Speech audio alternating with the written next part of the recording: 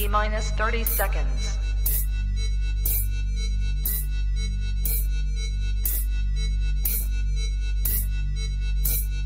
T minus 20 seconds.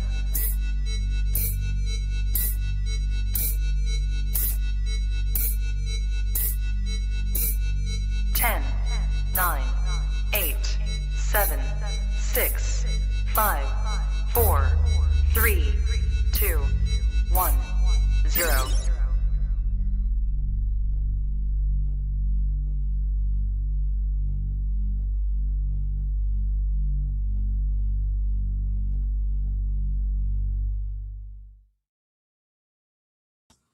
What's going on, everybody, and welcome back to another episode of Kush's Corner here on the Trap Talk Reptile Network, the coolest reptile network in the world. Tonight, I'm joined by Josh Alder of the Exotic Empire, somebody who really is running one of the more unique businesses in our industry, working with a ton of incredible species and really trying to do things the right way. Very excited to have Josh here tonight. Got a lot of cool stuff to talk about. But before that, of course, as always, USARK. So USARK is the organization that is fighting for our rights to keep our reptiles, to run our reptile businesses, and to live this lifestyle. Check out usark.org for everything you need to know about the organization. That site is also where you can find alerts to new pieces of legislation introduced either at local levels or the national level, as well as any updates on progress of pieces of legislation. usark.org is also where you can become a member of the organization. As a community, we have strength in numbers, and the more people that are behind the cause, the better. And here we are. Thank you to everybody who is tuned in live, catching this after the fact. If you are here on YouTube, please subscribe to the channel. New podcasts drop every single day of the week from some of the best hosts in the game, talking about a wide variety of topics from within the reptile industry. So if you are a reptile podcast fan, you have come to the right place. But if you're more of an audio person, we are on all of the major platforms, be that Spotify, Apple, Google, wherever you get your podcast from. You can find the Trap Talk Reptile Network. A follow and a 5-star review on any of those platforms would be most appreciated. And to keep up with everything that I got going on personally for behind the scenes, for early access to animals, check out my Patreon, patreon.com/CushReptile, where 50% of all membership fees immediately become credit towards the acquisition of an animal, and that credit never expires. With all that said, though, without further ado, let's bring Josh onto the show. What's going on, man? Thank you for being with me this evening. Yeah, happy to be here, man. Thanks for having me. Absolutely. Man, before we get into it, I mentioned it on the episode with Patrick, but man, your table with Tinley was just, it blew me away. I've never seen a table like that at a reptile show. Yeah, I appreciate it. It means a lot coming from you because you've been to a few. So yeah, I think we rolled in with just over 120 species this time, and nothing common. So I mean, there were probably like entire rows that couldn't even have come close to that number species count wise. I mean, maybe even take like entire sections of the show. That's just so crazy to think about. yeah, and like it's been awesome to see, like, as the business has grown, like the customer base has been more and more excited to see like what's coming this time. And because we don't do any like ball pythons, crested geckos, like we do almost none of that. I had a couple corn snakes this time, but like, I mean, for the most part, everything we do is more of the rare and unique and exotic species. Yeah, absolutely. No, and it's really interesting to kind of see, we've known each other for a handful of years now, and seeing kind of how your business model has evolved over time to where it is now.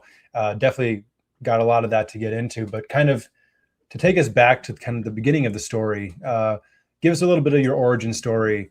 As a kid, what got you into this, if that's when it started, kind of what brought you to the point of wanting to pursue a career in reptiles? Yeah, I mean, I think my story is real similar to everybody else's. Like, I was just the kid that had toads stuck in his diaper and was trying to bring them in the house, like that was me from 2 years old on. Like all of my childhood pictures, I'm holding a toad or a turtle or a snake that I caught from some pond somewhere. And as you grow up, like you start realizing like I have to actually like, have a job and things.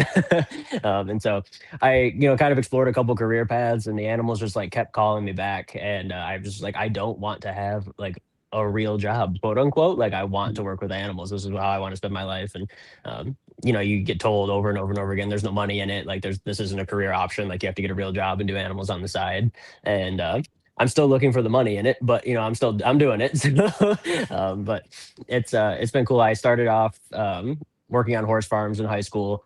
Kind of got Okay. into a little bit of like horse training and stuff like that. That led to dog training, which I fell in love with. Still do a little bit of that just for fun on my own, working with like the police canines and stuff like that. So did that for a little while, and then just kept kind of going back to the exotics, which was where I started. I had birds and stuff as a kid, and I had a little gecko room as a kid, and Okay. was breeding tokay geckos, that I got at the local show for $15, that type of stuff. Yeah. And then yeah, like as I grew up a little bit, met my wife. We ended up just kind of building a small facility at our previous home, and started just buying and selling and breeding, and kind of just slow and steady through lots of trial and error, kind of built it into what it is now, and just trying to keep it going. Yeah, no, absolutely. And I feel like that quick synopsis of it doesn't really do justice to how much change has occurred. So I guess to take it back, at what point did you kind of realize there's a big community of people who are into this? There's an industry involved. Like when you were young, did you have a concept that there was the reptile industry at large? Yeah, I wouldn't say I had it at large right away. Like I got into birds first. Birds was like the first Mhm. thing that kind of caught my attention. And so I got a pet cockatiel when I was like 13. And I just like, Okay. I thought it was the coolest thing. It was just so amazing to me to like own something like that. Mhm. And that led to me getting a couple other species of birds. And then, just local pet store, you pick up your first leopard gecko or your first crested gecko. Like, you start doing that. And then I found a local show and was there every month as a kid, and kind of picking up things where I could, and working odd jobs to make the money to pay for all of it, and kind of doing Yeah. that.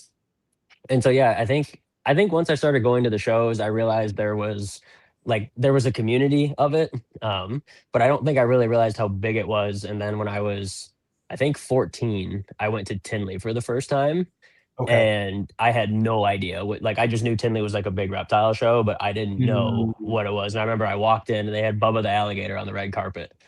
And I about fell over. I couldn't believe that this was a real place. Yeah. And I felt super at home there. Like everybody was into the same things I was. Like everybody was excited. And I ran around all day in Tinley, both days. Talked to a ridiculous number of people. And I was just that annoying kid asking questions like, what is this? What is this? What is this? Yeah. And everybody was always super cool to me. And I just kind of like from there, I knew that this was something that I was always going to be a part of.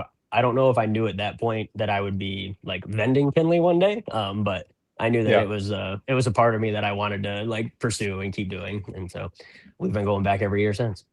That's awesome. What year was that first Tinley for you? I would have been 14, so I guess that was I'm 20. I'm 29 now, so that was 15 years ago, I guess. Yeah, and I didn't. Wow. I shouldn't say I went back every year because there was a few years in between, like 15 and 18, I didn't go. But once I became an Okay. adult, I've been there every year since. And so Okay. I think this was our fifth year vending, and this is be 2026 will be my sixth year in business. So Okay. Well, I ask because there's a very high chance we were both at that Tinley and had no idea. probably, yeah. I know we kind of like grew up at like the exact same time in the industry. I feel like, but Yeah. yeah, no, I definitely didn't have like a good in for the like the reptile business. Like I had met a couple of local guys in Michigan, but honestly, our hobby here, like the Michigan community, is pretty weak. If I'm just being Mhm. blunt, a lot of our shows are kind of like crappy flipper import nasty shows, and so like I just didn't want to be a part of that. And Sure. when I was starting off, I was going to these places, and I found all these amazing species, and Googling online and ordering snakes offline and stuff, and kind of getting into it. But I was buying these really unique species from these importers, and I kept getting sick animals or really low quality Mm. animals. Yeah. And I got pretty good at establishing things because I was all of the species I wanted were always wild caught, and so I got really good at like doing this myself. And then I realized I'm like, why am I paying these people to neglect these animals before they get to me? Why don't I just do this myself? And that opened a whole can of worms. Mhm. I mean, hey, that makes sense though. It's some of the best businesses in our industry were based off of the idea of, hey, this part of what we do sucks. How do I make this better?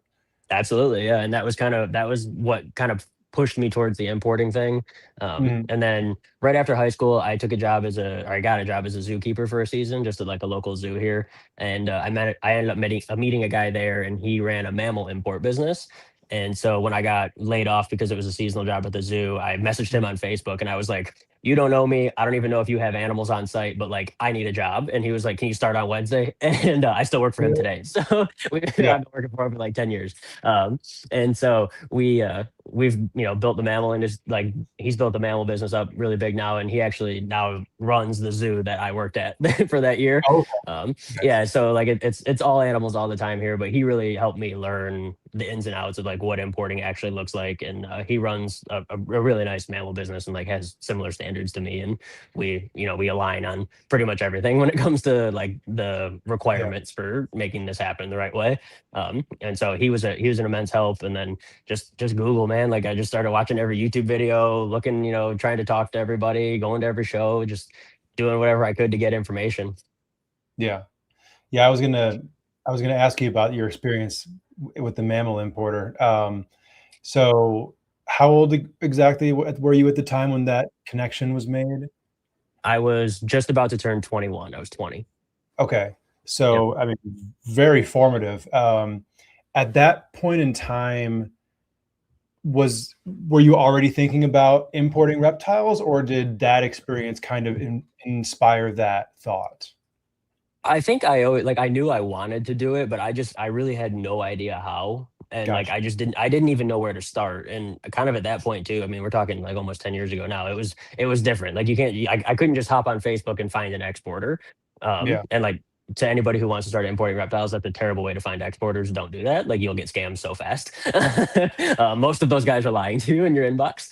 Um, but yeah, so like I started, kind of like learning through him, and he helped me bring in Guyana. And then I was buying wholesale from Dan Maleri early on, right before he moved to Thailand, where he's doing like the 50-50 split. But he was a Yeah. big help too. I was just kind of like tacking on to his shipments. Like, he would bring in Malaysia, and I'd be like, "Hey, can I get this?" And he would let me wholesale buy from him. And that was a huge help. And he really helped me kind of, both of like my current boss and Dan both kind of helped show me like how to deal with exporters, because there's definitely there's a big element of just like knowing how to handle them in business. um, I was always under the impression that like it was our job to make them happy. Like, you were kind of like you Yeah. were banking on this person in a random country to fulfill your order and do a good job, and like you better be nice to them and like make sure that like they're happy all the way around. Yeah.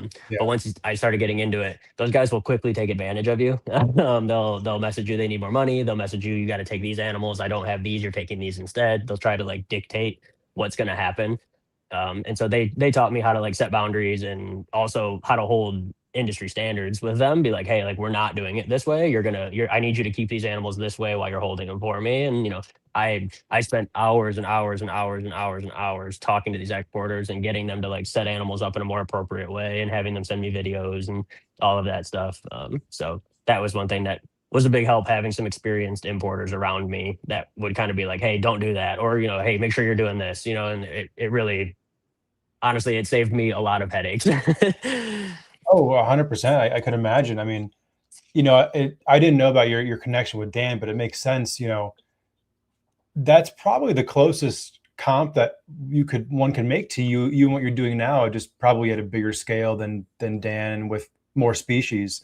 But as far as being more meticulous with that process, and I think now with the switch you've made to doing more captive bred, that kind of separates it a little bit more. But definitely, it makes a lot of sense that he would have been someone early on who kind of helped guide you. So that's pretty cool.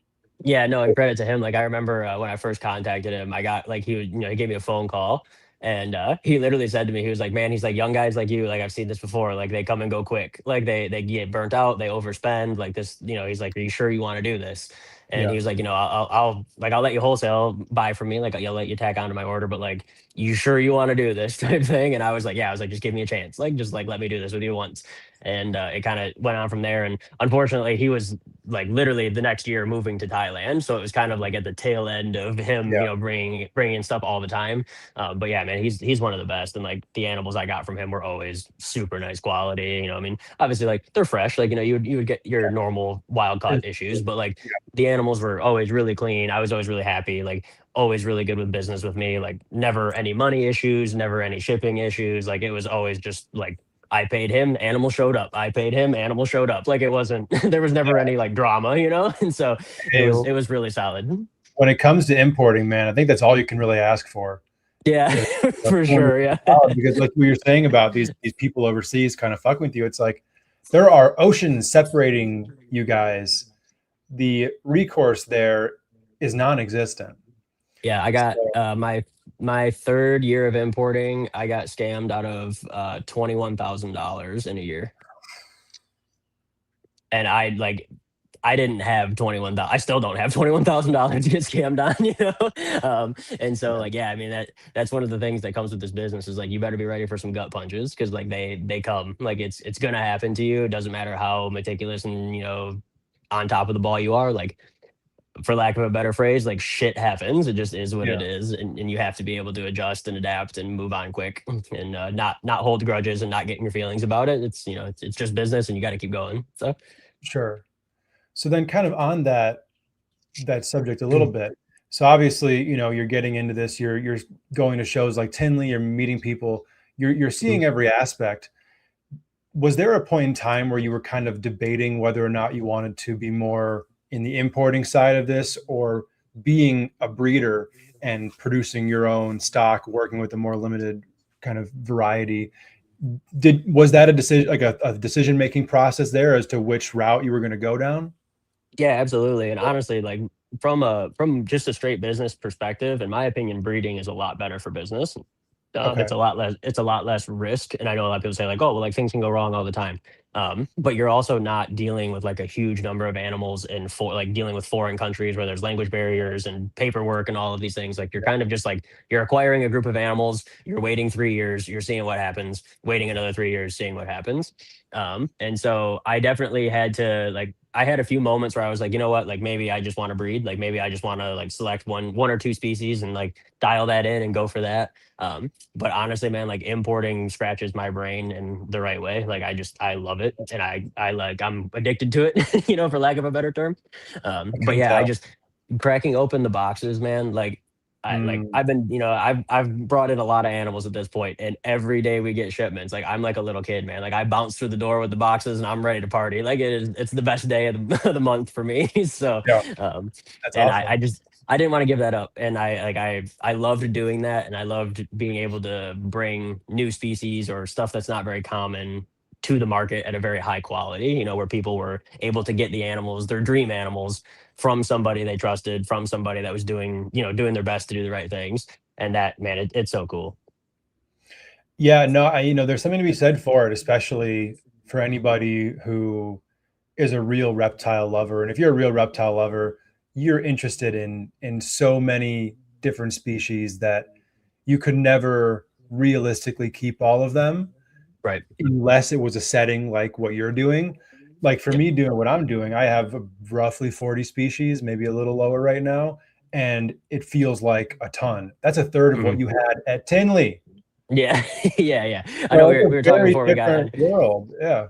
Yeah, no, we were talking before we got on. Like in my slow points, I think in the building there's probably about 120 species. When I'm rocking and rolling in the summer, I'm probably north of 200 different species here. Now, granted, occasionally that might just be like I have one of something or I have three of something. It's not like I have 50 of each thing. Whereas like a breeder might have 10 species but have more animals than me. Sure. But yeah, I find that the sweet spot for me is right around like 600 animals is like sort of what I can comfortably manage. And that covers like, snakes, lizards, tortoises, like kind of all of that. 600 is like my sweet spot of like, I can handle this adequately. I can make sure the animals are all good. Health is perfect. Quality, cleanliness is all good. And I still have time to sell. Anything beyond that starts to get a bit much for just one person, in my opinion. So. I think we all need to take a minute to just breathe after hearing that. That's because we're not talking 600 leopard geckos or 600 ball pythons. We're Nope. talking about 600 animals over potentially upwards of 200 species at a time. That's insane. I don't think I could. It's fun, man. I mean, hey, if it's fun for you, then that's Yeah. fantastic. Because I think I would be drinking myself to bed every night if I had to do that. But you know, that's just me. I've had a similar number of animals to take care of for periods of time, and it's Mhm. you know, I just think certain people are probably made for it, and some people aren't. So we're all very fortunate you're made for it. Yeah, one of the things like I always tell people though is like my facility is very sterile. Like it's not very complicated. Like everything is set up very simply. It's literally hide, paper towel, water bowl. And so basically like what I do is I have enough of everything. Like I have enough extra tubs, I have enough extra water bowls that like if something's gross, I can just swap it out real quick, swap the tags, you know, in a whole new bin, whole new water, like everything's clean, good to go. Put the animal bag in, and then I just have to clean that bin after, and that makes things pretty quick. It also helps a lot with the the biosecurity stuff. Like you're not crossing cages too often, and obviously like it's a quarantine facility, top to bottom, 365 days a year in here, because I've got animals coming and going all the time, and there's its own challenges with that. But I've found that keeping things simple, keeping things like making sure their biological needs are met, and then anything beyond that is for the next owner. My job is to get them established, healthy, eating, drinking, fully hydrated and de-stressed. Yep, absolutely. And looking back at those tags, is that just blue painter's tape with handwriting on it? Yep, blue painter's tape and a Sharpie, bro. Yeah. Oh, yeah, I love it. It's the move. Yep. I'll never get any more complicated than that. It's yeah, and like if you look, like I don't know if you can see, but like when the tubs are empty, they're flipped upside down, and so like anything that's upside down, I know is clean and ready to go. So all I gotta do is pop a water dish in, and we're good to go. So yeah, I mean, when it comes down to scale, the name of the gamer is creating systems.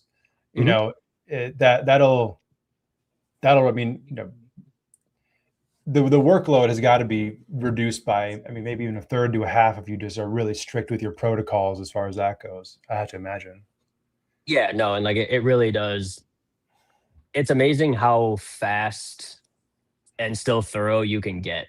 Like when you dial it in a certain way. Like this is my hatchling wall. And so like this is normally what takes me the longest, honestly, because like when I'm feeding some of these babies, got to be tease fed. Some of them are feeding, on quail parts. Some of them are feeding on geckos. Like there's a ton of different feed items. So all of that's marked on the tape too. What I need to do if they're eating live, whatever. So like my hatching wall takes me probably like the longest amount of time in the room, and the rest of it. But yeah, like everything with the exception of my breeders is on just paper towel. So we keep it real clean that way. It keeps the bugs away. But my breeder stuff is set up a little bit like, I guess, fancier. Like, like my Aussie frill dragons are in like an 8 by 4 foot tall by 2 foot deep, all, planted and, customed out or whatever. Like, so there, my breeder stuff, the stuff that's staying here long-term is set up, like you would at home. But the stuff that's just here to get established and sold is real basic. Cool. So I have a really hard-hitting, important question to ask you about that. I'm ready. What brand of paper towels? Oh, Bounty for sure. Okay. Like the good ones or the only the good ones. I don't cheap out on paper towel. Yeah. Sam's Club delivery, bro, on auto ship. Okay. I can relax now. Okay, that is the only answer, ladies and gentlemen. No, I don't. That is acceptable. I've had like other, like, it sounds funny, but like I've tried like cheaper paper towels and it's literally not worth it. Like it's so much harder to clean. It's horrible, especially at scale. Like, cleaning 500 tubs. Like I don't have time for paper towel to be falling apart.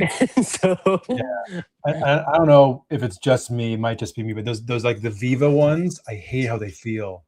Yeah, it's like little fucking thin styrofoam. I hate it. Yeah, I hate those things. Yeah. And we've tried like a couple different things. Like at one point for my frogs, I was trying this like mat material that I got the idea from Josh's frogs. Actually, they use it, and you can just machine wash it. Like you put it in the washing machine. And so I was trying that for all my amphibians for a while, and like I was like 2 loads of doing laundry with those, and I was like, nope, paper towel it is. Like I'm just it's just what works, man. It's the easiest, fastest, cleanest way to do it, and that's what I'm sticking with. Yeah. No, I mean that. Yeah, that's there's a reason why it's worked for so long for so many people. Yeah. Yeah, for sure. Yeah. Exactly. Absolutely. So, mentioning the animals that are kind of more permanent breeders, Mhm. what are some of those projects for you that, are ones that you're focused on in-house production? Yeah, so that's actually kind of what the big goal or the big push of this year is for me. I'm actually really stoked about this. We just Cool. we're setting up a 15 by 15 breeder room, which Okay. obviously isn't huge, but it's plenty big enough to breed some lizards and frogs in.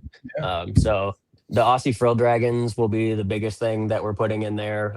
I've got pink tongue skinks, a couple different species of coyotes, Amazon milk frogs, Amazon fringe frogs, Vietnamese mossy frogs.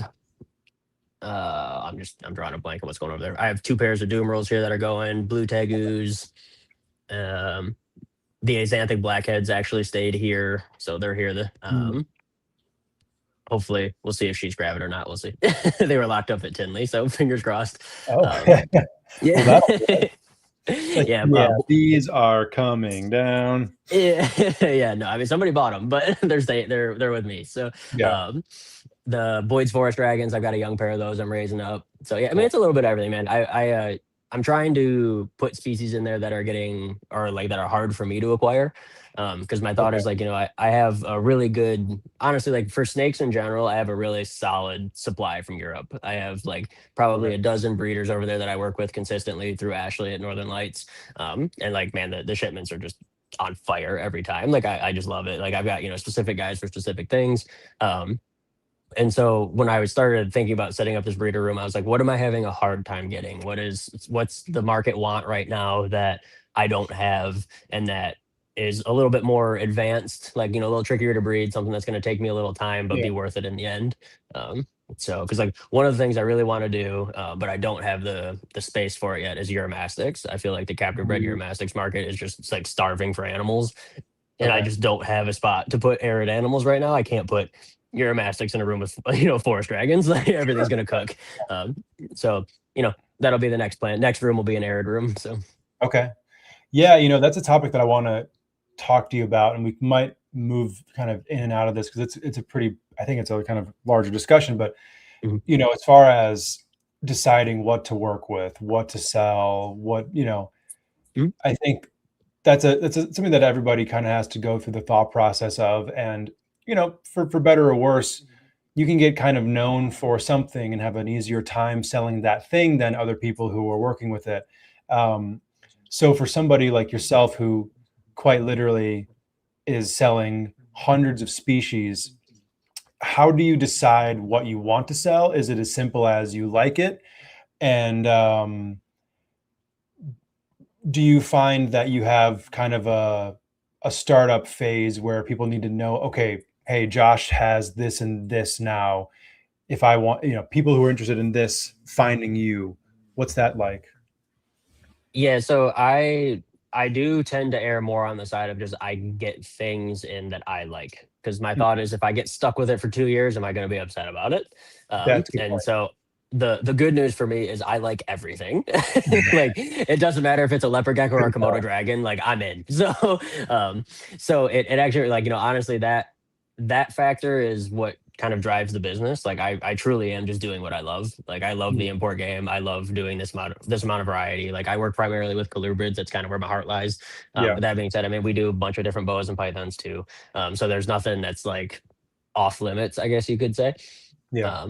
But in the last like 2 years, there's been a bit of a shift for us as far as like the business model goes. We've had to sort of decide like we almost had to like kind of redirect and like pick a direction, because it is really easy to just be like doing all of it, and then you realize like, oh, this actually isn't working very well, or like this is working really well and we're not capitalizing on it. Sure. I don't do it for the money. I don't worry about the money. That being said, it's big enough now that like it does have to create an income. It's yeah, I call it like feeding the monster. Like if it's not growing, if it's not producing some sort of income for us, I can't do it at this scale. It's just too much. It's too much work, too much time, too much expense. I mean, like, my electric bill is $1,000 a month. And so like just making that happen every month is, X amount. So there is an element of like we do have to make some smart decisions and get animals that we know will do well with. But I won't get animals I don't like. If I have species that I'm just like I'm not that into it, I don't want to sell it because when you come up to the table and you ask about it, I'm gonna be like, like I'm not gonna be pumped. And I think Sure. that's one of the things that we do really well is like me and all of the people that come to the shows with us, like they're excited about stuff. Like when you come to our table, like we want to talk to you. And Yeah. I'm really big on that because I see a lot of tables where, guys are just like standing behind their table scrolling on their phone and then complain about not making any sales. And I'm like, hey, man, like if you're not excited, nobody else is going to be excited. So, Yeah. um, but yeah, no. So most of it comes down to like just what I like to do, but we try to keep the price range around $300. I do some animals that are obviously a lot more expensive or, a little bit more expensive, but that $300 mark I found is kind of like the sweet spot, 3 to 5. It's because, and I think it's because they're worth it to breed, so somebody who wants to get an investment animal, if they can Sure. produce a clutch of 10 eggs and every snake in the clutch is $300, that's $3 grand. That's definitely worth it. But they're not so expensive that people are like, holy shit, I can't afford this. And so we found that that's kind of like our market sweet spot is that $300 to $500 range. But that being said, too, I have Cal Kings on the table for $100, and then I have Asanthic Blackheads for 16,000. So there is a big range, and there's a customer for everything, and you just have to kind of know. You have to be patient enough and kind of learn the market enough to keep up with those people. Sure. Okay. Yeah, I can attest firsthand to that concept of, that clutch of 300 give or take dollar snakes being like a really fantastic thing. That my pair of Mexican pine snakes that I have mile long waiting list on were from you. Yeah, And I every remember. year I'm like, this is the best investment. I mean, I love Mhm. them. They're right next to me. They're some of my colubras, but like, man, that was like the best investment I've ever made was getting that pair of baby Mexican pines from Josh. Like that was amazing. Yep, no, and like that's really what it comes down to, and like it's one of those things you really like them, like I see you post about them often and stuff, like you're into them, and that does help. That gets people excited about them too, because they're like, man, like Steven's really into these, and these are cool, like they're pretty, they're nice. He's put the time in with them, but yeah, that $300 range does seem to be the sweet spot, and like it's definitely very much so worth it as the person producing them too. You're making enough on it that it's nice, so. Yeah, absolutely. So I think one thing that I know I'm thinking, and I'd have to imagine some of the people are thinking that are watching right now or listening, um, feeding that damn place Yep. got to be a bit of a nightmare now. Yeah, I would say on average, we get about 15,000 crickets delivered a week. One of the things that I do a lot differently than most breeders would be doing, I'm maintenance feeding pretty much everything. Mm. So whereas like a breeder's going to be feeding, their grow outs every 7 days and yada yada yada stuff like that. I actually don't have a set feeding schedule here. I don't agree with reptiles being on a set feeding schedule. In the wild, there's no rat dispenser that goes, "Hey, bro, it's Tuesday. Here you go." They might eat 2 rats in a week, and then they might not eat for 2 months. That's Yeah. just how nature works. And I don't recreate anything that extreme here. But I would say on average, my babies are getting fed every 10-ish days, Yeah. every 7 to 10, and then as they move up, every other week. Then like my big doom rolls and stuff, they breed every year, and I only feed them probably once a month, once every 3 weeks, Yeah. and I just do like a bigger meal. So yeah, feeding. I will drop feed as much as I can, like just drop a pinky or drop a mouse in like every Yeah. tub. Um, Most of the snakes, like having colubrid, that's one of the advantages is like most of them eat. When I have real tiny fresh hatchlings, I might have to screw around with them a little bit. But yeah, we basically just like I'll go through and like let's say I got a new shipment of animals in. Once I get them settled, I'll go through, I'll drop feed a frozen thawed pinky to all of the babies, go through the next day, mark each cage with like who ate and who didn't. And if they didn't eat, I just put a little X. And then I know like next time I feed, I got to go in there and, see what was what. If they're in shed, I won't mark that, I'll put like an S that they were in shed when I fed on the first time. But I mean, honestly, man, like I'm kind of to the point now that I have like a good core group of suppliers that know what I expect. And so like when I get these shipments, man, like it's pretty rare an animal doesn't eat. That's It's like it's honestly like odd. Like if I have one or two that aren't eating, I'm like, what's wrong? Like it kind of throws me off. And I was like, if I get something that's like fresh hatched or whatever, I don't expect those animals to eat. But yeah, like with all the Europe stuff, I mean, I could probably feed it in the deli cups they come in for the most part. So yeah, that's it's pretty fantastic. Definitely It's got to be one of the perks of dealing with captive bred instead of dealing with wild caught, is that you can be a little bit more picky with that. Yeah, and honestly, like even my wild caught stuff, what I found was if you give them time to de-stress, like hydration's always number one. When they come in from shipping and just the stress of all of that transit, they're so dehydrated. Even if they don't look it, they're so dehydrated. And so I had a few tricks that I used to, get them rehydrated, and then I put them away and like I don't look at them for like 3 or 4 days. Like they just sit in the tubs. Like I don't even open the tubs. They just sit Yeah. and chill and decompress. I always joke my facility is like you would think like monks live down here. It's like it's super quiet. We don't play music. There's no dogs running through here. There's no kids running around. Like it's very, very calm. And I do that intentionally. There's visual barriers between every cage. That way, like the animals can't see each other. I do all of these things just to reduce the stress, because if you can de-stress an animal, they don't live in the wild by not eating. So if you get a subadult animal that's wild caught, it didn't become a subadult because it never ate. Like it's been eating its whole life. It wants to eat. It should eat. I think a lot of people get wild caught animals and they're like surprised when it feeds well, and it should be the opposite. Like it's expected that they feed well. If you have them set up correctly and you're doing things right, they'll eat every time. And so obviously with the wild caught stuff, you do deal with feeding struggles way more than you would with captive bred. But I would say like if I did a wild caught shipment the way I do things now, 80% will eat right off the rip. Wow. Yeah, like, and it really is just a stress and hydration thing. I can't stress it enough. And it's everybody gets new animals and they want to post them on Instagram and take pictures and check on them every day and do all of that. And I totally understand that, but that's not the time for that. That comes after you've got 10 meals in a shed into them. Then you can take them out and start checking them out. But until then, like we just leave them alone. We don't mess with them. We don't take them out. Nothing's for sale when it first gets here. Obviously, like everything has to go through a quarantine process and make sure it's eating and healthy. So really, like the first few weeks an animal is here, we're not doing anything more than we have to. Yeah. That's obviously one of the biggest, I don't want to say complaints, but just stigmas of dealing with wild caughts is, not feeding in the establishing process and whatnot. And man, if for any other reason, wild caughts being discouraged, is because most people just don't have that discipline to do what you are saying. That excitement's too high or whatever the heck. And, I mean, green tree python, people know this better than anybody, getting a message about a wild caught that they got, that they put in an Exoterra, yada, yada, won't eat. It's like, okay, no shit. Have you been on Facebook before? I think you've seen this play out a million times, but yeah, right. It takes a level of discipline to do that. And is it the most enjoyable process in the world? I mean, maybe not if your goal is to tinker with your animal constantly, but it's definitely a less is more situation. But I just don't know if many keepers have that kind of patience. Well, and this is sort of a gap I filled, and I felt like this is one of the things that helped my business grow. Is I did all that work for everybody. Yeah. Like nothing was coming out of my place fresh. So by the time you got it, it was already like, by the time you get it, it's already calmed down, it's adjusted, it's feeding, it knows how to drink out of a water bowl. Like it's got the routine down already. And so by the time you get it from me, like you kind of can tinker with it right away. Like, I tell people not to, but like I see it all the time. I'll ship an animal on Tuesday and Wednesday they're on Instagram with it around their neck talking about it. And like everybody can do what they want with their animals, like no judgment, but like obviously that's not what I suggest. But I've already put that time in. Like I've got that animal feeding consistently. It's adjusted to life in captivity. And that was one of the things that I wanted to do to separate myself from a lot of the other import facilities that I was seeing.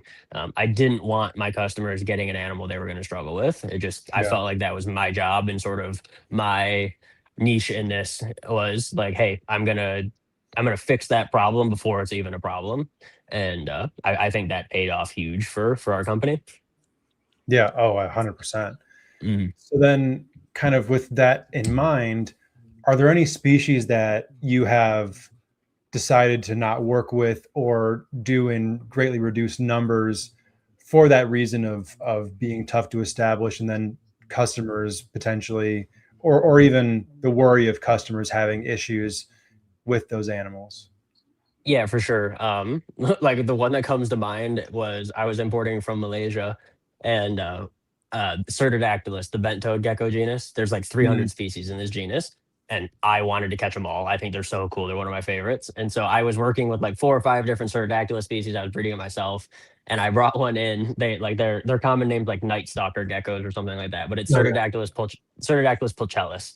They were just this black and white bento gecko. I thought they were so cool.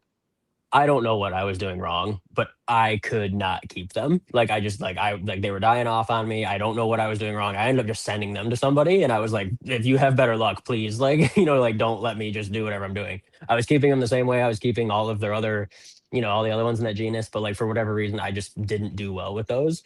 And in those scenarios, like I'm not greedy enough to be like, let's try again. I don't want animals to suffer because I don't know what I'm doing. Obviously, like there's a learning curve to things, and occasionally you're gonna have, you're gonna have some loss, you're gonna have some struggle. But as long as you're on the right path, I think you can you can make the adjustments you need to make and make sure that you're successful with the rest of the animals. So yeah, stuff like that. We breed a lot of the Amazon milk frogs on site now, and that's one of the things too. I see a lot of people like selling them as like these little tiny froglets right out of the water. I'm not doing that. Like even my wholesale ones are like 4 weeks old. Yeah. Taking like almost a 1/4 inch cricket at that point. Okay. And so just like things like that, I don't want anybody to fail with my animals.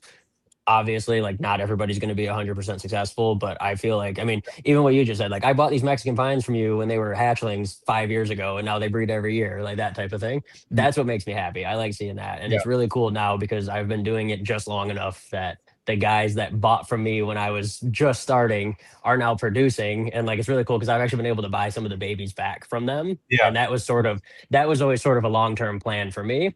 Was early on, I was like, I'm going to put the right animals with the right people. And then 5 years from now, I'm going to wholesale buy back all these babies. And like I told everybody that when they were buying animals, and Yeah. it's actually worked out. Like I have quite a few people that I get animals from that were my original wild caught ones I brought in, or ones that were produced here or came from somebody else and came through me. And so that's super rewarding too. And so that's another factor of the business that I think a lot of people overlook, is like these long-term customers and friends that you make along the way, can really help you in the future. Man, what a setup. You sell the animals and create a supplier for yourself out of it. That was always the goal. You supplied the animals that they're breeding. That's like, Yep. That's perfect. That couldn't be any better than that. Yeah, no, and that was kind of like always my dream, man. Was like I know that I can't breed everything here myself. Yeah. But if I can have 50 people in the States breeding the species that I need, and I'm just like, hey, I'll buy them right out of the egg for half retail, and I'll take every single one you can make, which is a sweet gig for a breeder. Like somebody who's producing a lot of animals, they're like, heck yeah, I didn't even got to feed them. I'll do all the work. Like you just collect the money, and like that is definitely, that's been a big part of this too. I have more people breeding in the States that I buy from than people realize. A lot of these animals are from, collections here in the US too. Sure.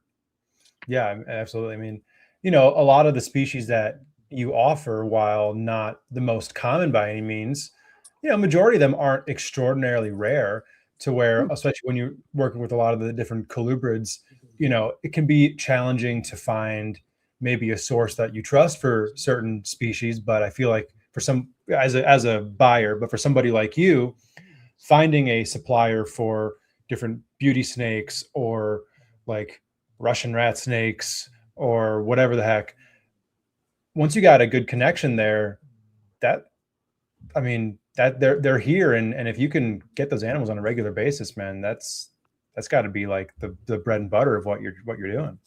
Yeah, no, and that's always been the plan. That was always like the long-term idea, was that we would eventually just be buying back the animals that we sold, like buying back the offspring. And obviously, like that's not going to work out in every case. Not everybody keeps the animals, not everybody breeds everything. Like, there's stuff that happens, but I will say, like, it's definitely paid off. And like, whether even some of these people that I've sold to, like, really early on, that raised up babies and now they're producing, they might not be sending me back the same species, but they're like, oh, I have a clutch of these, or I have a clutch of those. Are you interested in these? Are you interested in those? I'm like, so it's the connections you make along the way. And I'm also very picky. I don't deal with just everybody, like that's part of what keeps the animals high quality, is like, I only deal with high quality people. And so there is an element of like, sometimes people hit you up and like, they might have something cool, but reputation's not the greatest. I'm gonna pass every time. I don't even risk it. So yeah, I've stuck to my guns on that big time. Well, yeah, and I think that also kind of comes down to a bit of the mindset of it, is that a lot of, I guess, I don't know, I feel like the word's a bit of a pejorative, but the term of flipper, with somebody who's buying and reselling, very few have ever had a long-term mindset. Yeah, and so I always call it the dirty F word, like the dirty flipper, because like every show's got one. Every show's got the dirty flipper. One thing I will say, and like this is something that I've been betting on as I grew this business, you're starting to see the dirty flipper tables get weeded out. They're not as prevalent anymore, and within the next 5 years, you're not going to see them anymore. Our generation, and younger, I think, is upping the standards. And don't get me wrong, I'm not saying like anybody who's been in it longer than us is doing a bad job. That's not what I'm saying at all. But boom keepers, yeah, boomers, yeah. But like the internet has really stepped up our ability to keep animals and things like that. And like I always use this example, like think about when you and I just started getting into reptiles. If you wanted to get poison dart frogs, think about how much of a challenge it was for you to learn how to set up a bioactive tank and successfully keep dart frogs. Yeah, I mean, now you can go on a few YouTube videos at best. Yeah. Now you can go on Josh's Frogs, click order now, and a whole setup's there tomorrow. Yeah. And then there's 48 videos of you to watch, like how to do it. And so the access to information has just scaled it up at such a level that now you're seeing these 10-year-old girls that have a white tree frog in their bedroom and a 36 by 18 by 36 paludarium like whole setup with native plants type thing. Like you're seeing people go all out. And like the TikTok and YouTube generation of animal keeping, as much as it has its drawbacks, in my opinion, has really stepped up our expectations in our husbandry, because now when somebody screws up, they can get blasted all over the internet and it actually matters. That too. And so there's pros and cons to that too. But like if you're arguing the pro side, like it does sort of weed out the scumbags, and it's taken a long time, but you're starting to see it. You're starting, like even Tinley this time, like you walked around, you didn't see very many like shit tables. Like everybody was pretty solid, in my opinion. You might get one or two here or there that like, oh, that looks a little skinny, or oh, that's that doesn't look great. But there wasn't whole vendors of like fresh out of the box animals. You just didn't see it this time, and that warms my heart, man. That's the change I always wanted to see in this hobby, and that was the change I was always trying to make. And so seeing it happen is really, really cool for me.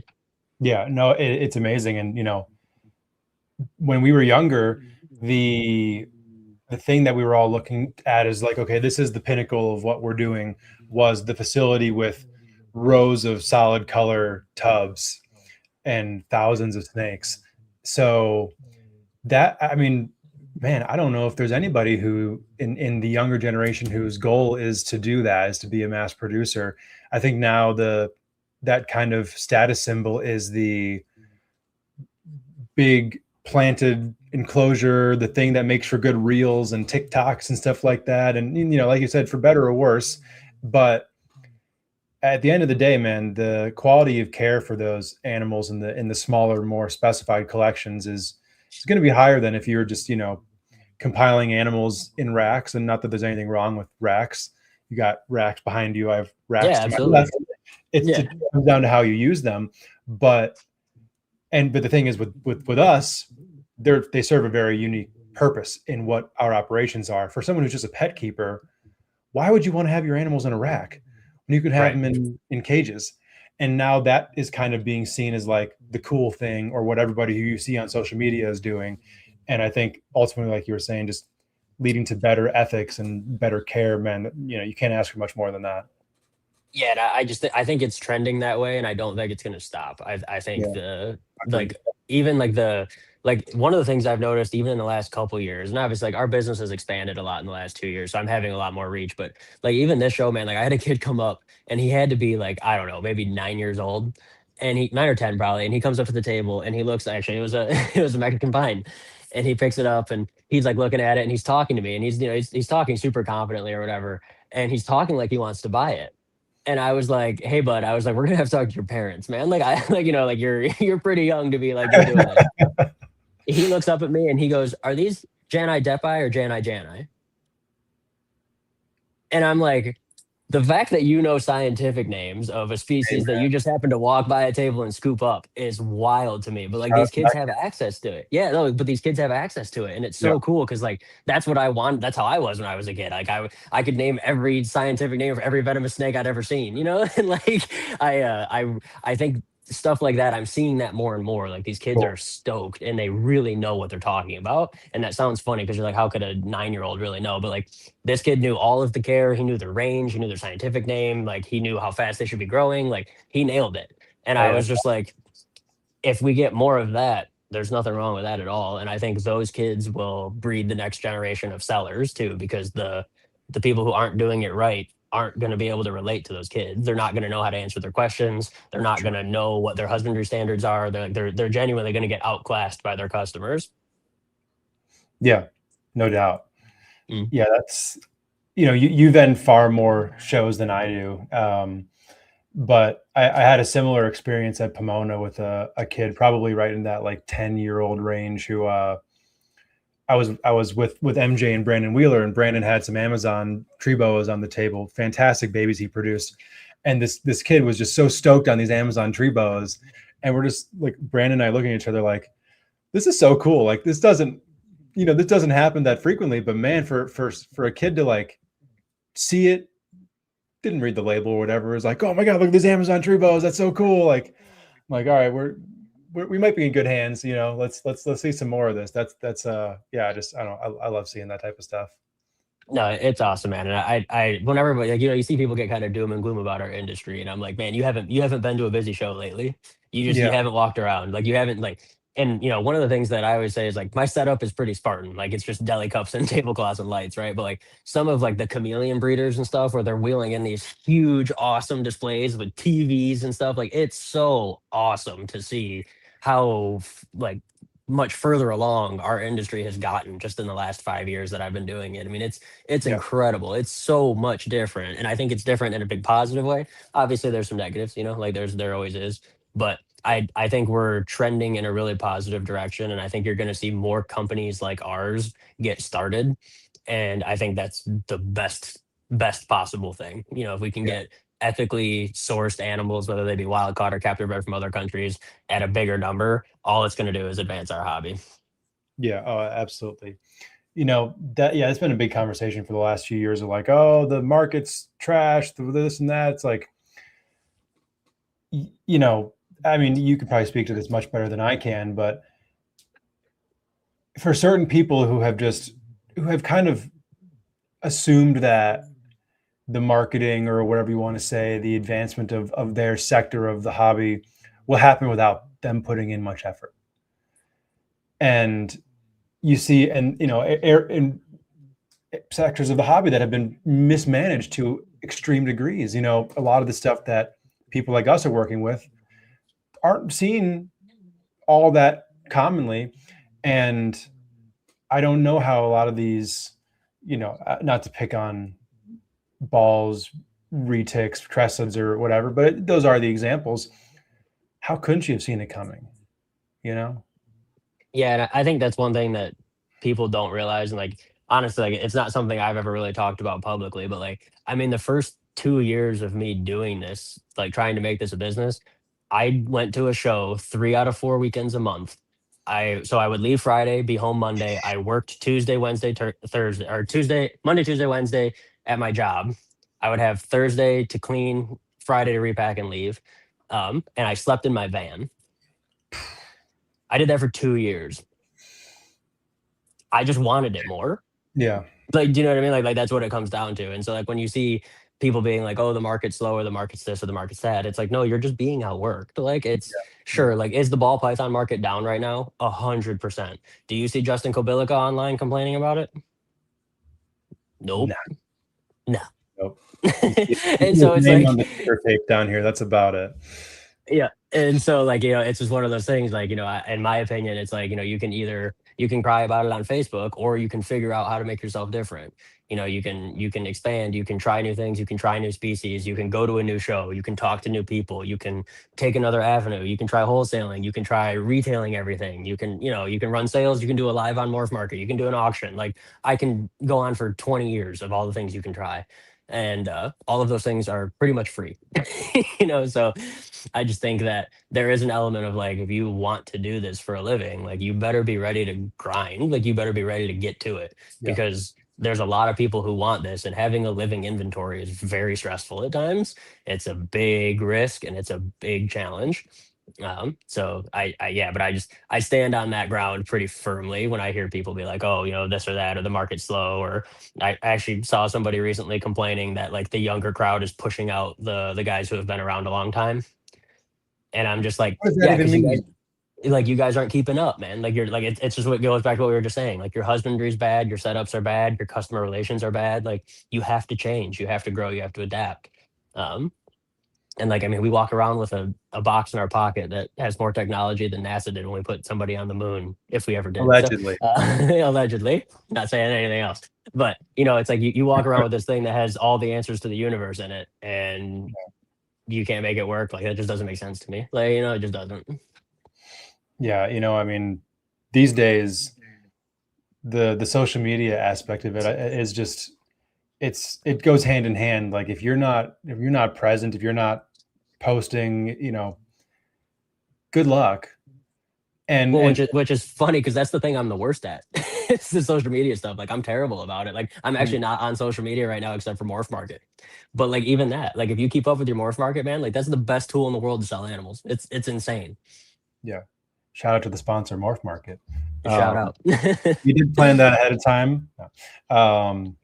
Yeah, it's just the tools that are available now compared to what were in the past. I mean, there's a reason why shows have changed, and a big reason for that was getting that table at the show was like how you made a majority of your money as a reptile breeder, and that's not the case anymore. So to not take advantage of all of the free options that are out there as well. I mean, a MORPHMARKET membership is not very expensive if you're using it properly and you're selling animals. Like you're not even going to really notice it. But like, aside from that, to not take advantage of what's free for you to use for advertising just seems strange to me. Yeah, no, and like I said, I'm not like throwing shade at anybody or anything. No, it's just the truth. I think there's yeah, and I think there's an element of like some people look at someone who's successful and they're like, man, I would love that, or like, man, that's so cool, or like, he's so lucky he gets to do that. It's like, man, I missed every family vacation. I worked on holidays. I slept in my van going to shows every weekend for 2 years. Like it put a ton of strain on my marriage. Like I'm like, it's not easy, man. Like this isn't for like shits and giggles. Like this is real work. And I think a lot of people just see the fun part of it. Like they see us vending Tinley with all these species, and they're like, oh man, that's so cool. But you didn't see the months and months and months of no sleep and stress and all of that goes into this too. So I think that's something that kind of gets overlooked because this business is tough, man. It's a rough it's a rough go. Yeah, no, you're not wrong. And I guess to turn that into a positive, though, for anybody who's listening to this, who's younger, or not even necessarily, you don't necessarily have to be young, but just kind of new and getting started, there aren't many people who are putting that level of dedication into it. Mm. So your competition is going to be pretty minimal if you're willing to do whatever it takes. Yep, 100%, man. That really is what it comes down to. Like I get people like fairly often at the shows be like, man, like I really want to get into what you're like. I want to do something similar to what you're doing, or I want to do it like you do it. What advice do you have? And I'm like, show up every day and don't stop for 5 years. Like that's all I did, man. Like I love it, and like I don't take a day off. Yeah. So. It's getting your mindset to the point of like, there's no job, there's no life. It's all one and the same. And it doesn't mean you have to work necessarily. I mean, unless for you, every second of every day, every waking moment you have, but there's no separating it from itself. Like you can't take Sunday off. Could you? No. Could you do minimal work on Sunday if you want to? Yeah, if you schedule things and make sure everything's taken care of, but like you're not going into your room and checking on stuff and spraying some cages, and if you have lizards, like dumping some crickets into some cages. Like it's just life. There's no work-life balance. It is a work-life meshed into one that has to be every waking moment of your life, at least from a mental standpoint. Like yeah, no, I agree completely. Mesh your life with the reptile thing, you probably should just keep it as a hobby. And it's not a bad thing. Like that's how most people approach this. And there's something to be said for it, frankly. For sure. And like honestly, there are definitely times, like there's been stressful times where I'm like, man, it would have been so much more fun if I just like had 30 animals. You know what I mean? Like where it was just like it was just small. But those feelings quickly pass, and I get back to being in love with it. But yeah, you have to be careful. You have to like one of the things that I did at one point is I just got overwhelmed. Like I had too many animals, and I won't let the animals care slip. Like I will sacrifice myself or sales or whatever to make sure the animals are squared away. And so I got to a point where like I think at my peak I had like 1,200 animals on site, and I was spending 14 or 16 hours a day every weekend, and they're deep cleaning everything, and then 4 or 5 hours a day during the week after work, and there was no time to sell. Yeah. And so you were just like, I was basically just maintaining a giant collection. And so I had to like quickly, like, but like, this is another thing, like be adaptable. I was like, okay, like I'm kind of in a bind. I'm going to wholesale off some stuff, get my numbers down, and then deal with what I have left after that. And so like, you have to adjust, and you have to be ready to like make those pivots pretty quickly, and also be able to admit to yourself, like, shit, I screwed this up. Like, what do I need to do to fix it? And then get right back, right back on the path. And, you can't beat yourself up over mistakes too much, but you also can't let yourself slide on them. You can't be like, oh, well, whatever. You got to be accountable for it and like own it, but also not sit there and flog yourself for 6 months about, something that happened. You have to be able to move on quick. Oh, 100%. I mean, yeah, being able to objectively realize where you've made mistakes or where you need to correct something, maybe the most important aspect of what we do. You could make an argument that there's nothing more important than that. I mean, I've had that. I've had those like serious mental conversations with myself dozens of times, and you see people who never learn, and you observe them, and you're like, oh my gosh, that must be just so beyond miserable, where like things are not going well, they're suffering, the animals are suffering, and it's not like it isn't obvious what needs to change, and the change just never happens. And then everything, you and animals, everybody suffers in perpetuity. Like, for what? What's that? For nothing, for nothing, literally. Yeah. Like that's literally what it comes down to, is nothing. And I think one of the things that I really prioritize too, and I didn't really realize I was doing this early on, but I put like the right people around me. As soon as somebody like kind of had like that weird, like I got a weird feeling, or I was like, that's a red flag, I was like, like I'll still be cordial and be nice. Like I'm nice to everybody. But like you're not going to be like in my inner circle, like I've kept it really small, no business partners. I don't owe anybody money, like none of that stuff. And I think that's a huge thing that I see a lot of people do, is they get into it and they see the dollar signs, right? They're like, well, if I breed this and this, these babies will be $5,000 a piece.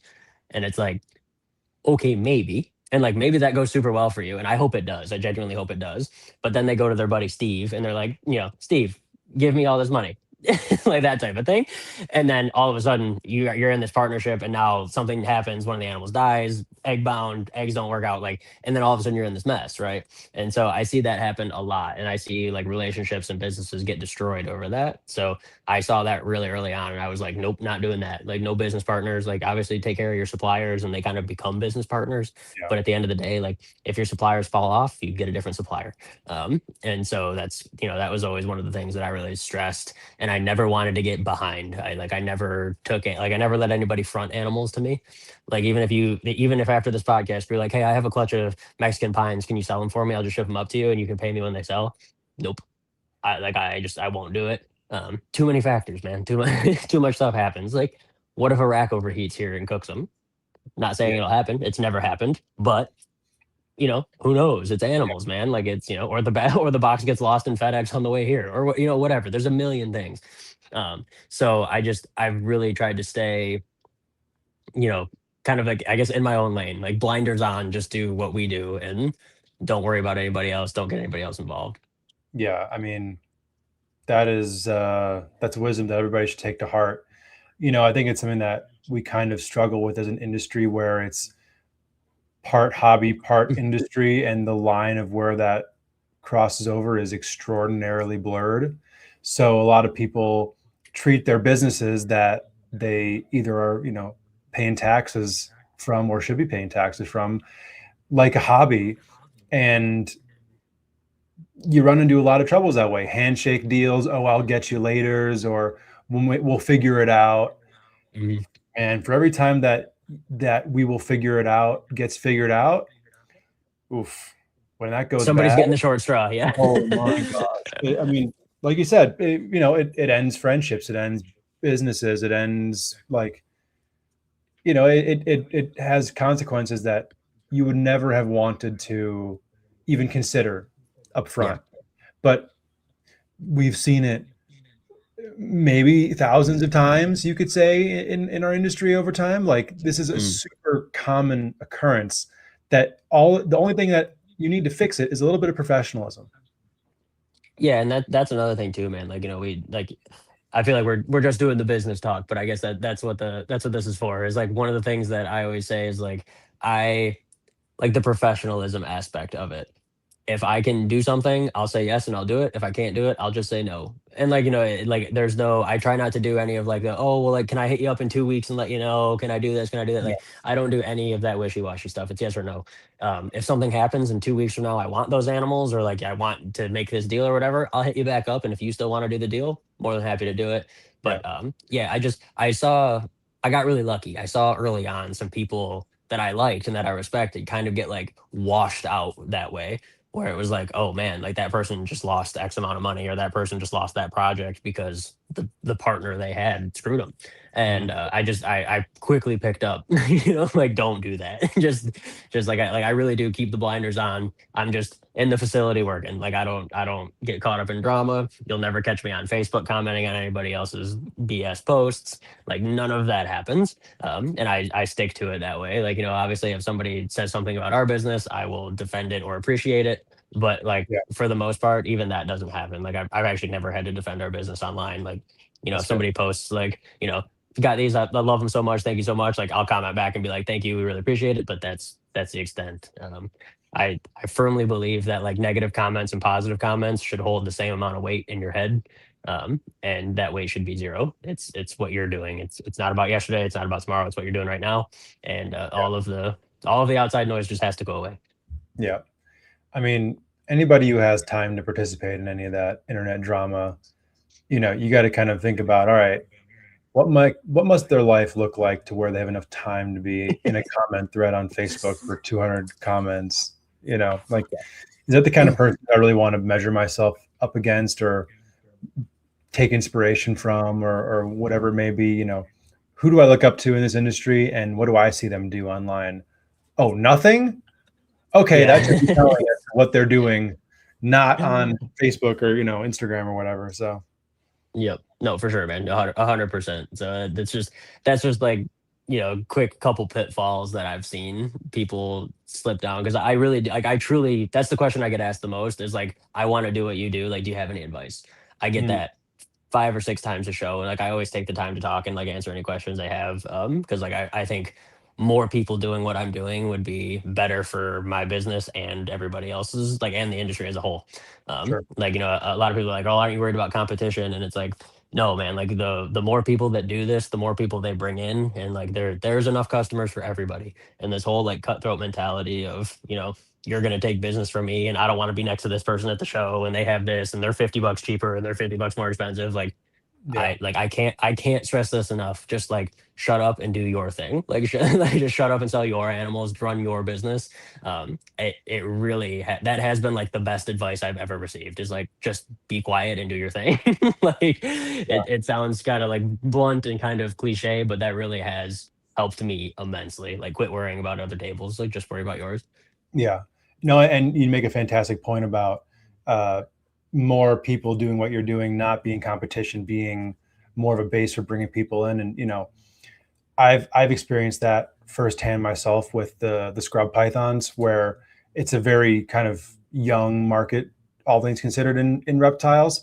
But now there are, probably of people who are at least dedicated to it, producing a clutch every year, every other year, maybe even 2, 3, some people, it's probably a list of less than 20 people, but compared to when that was 1, 2, maybe 3 people, there are so many more keepers out there who are interested in getting involved. So people are like, all right, well, are you concerned that there might be 5 or 6 clutches of whatever this year? I'm like, we'll see, but man, a whole heck of a lot more visibility for the species would be available just by that alone.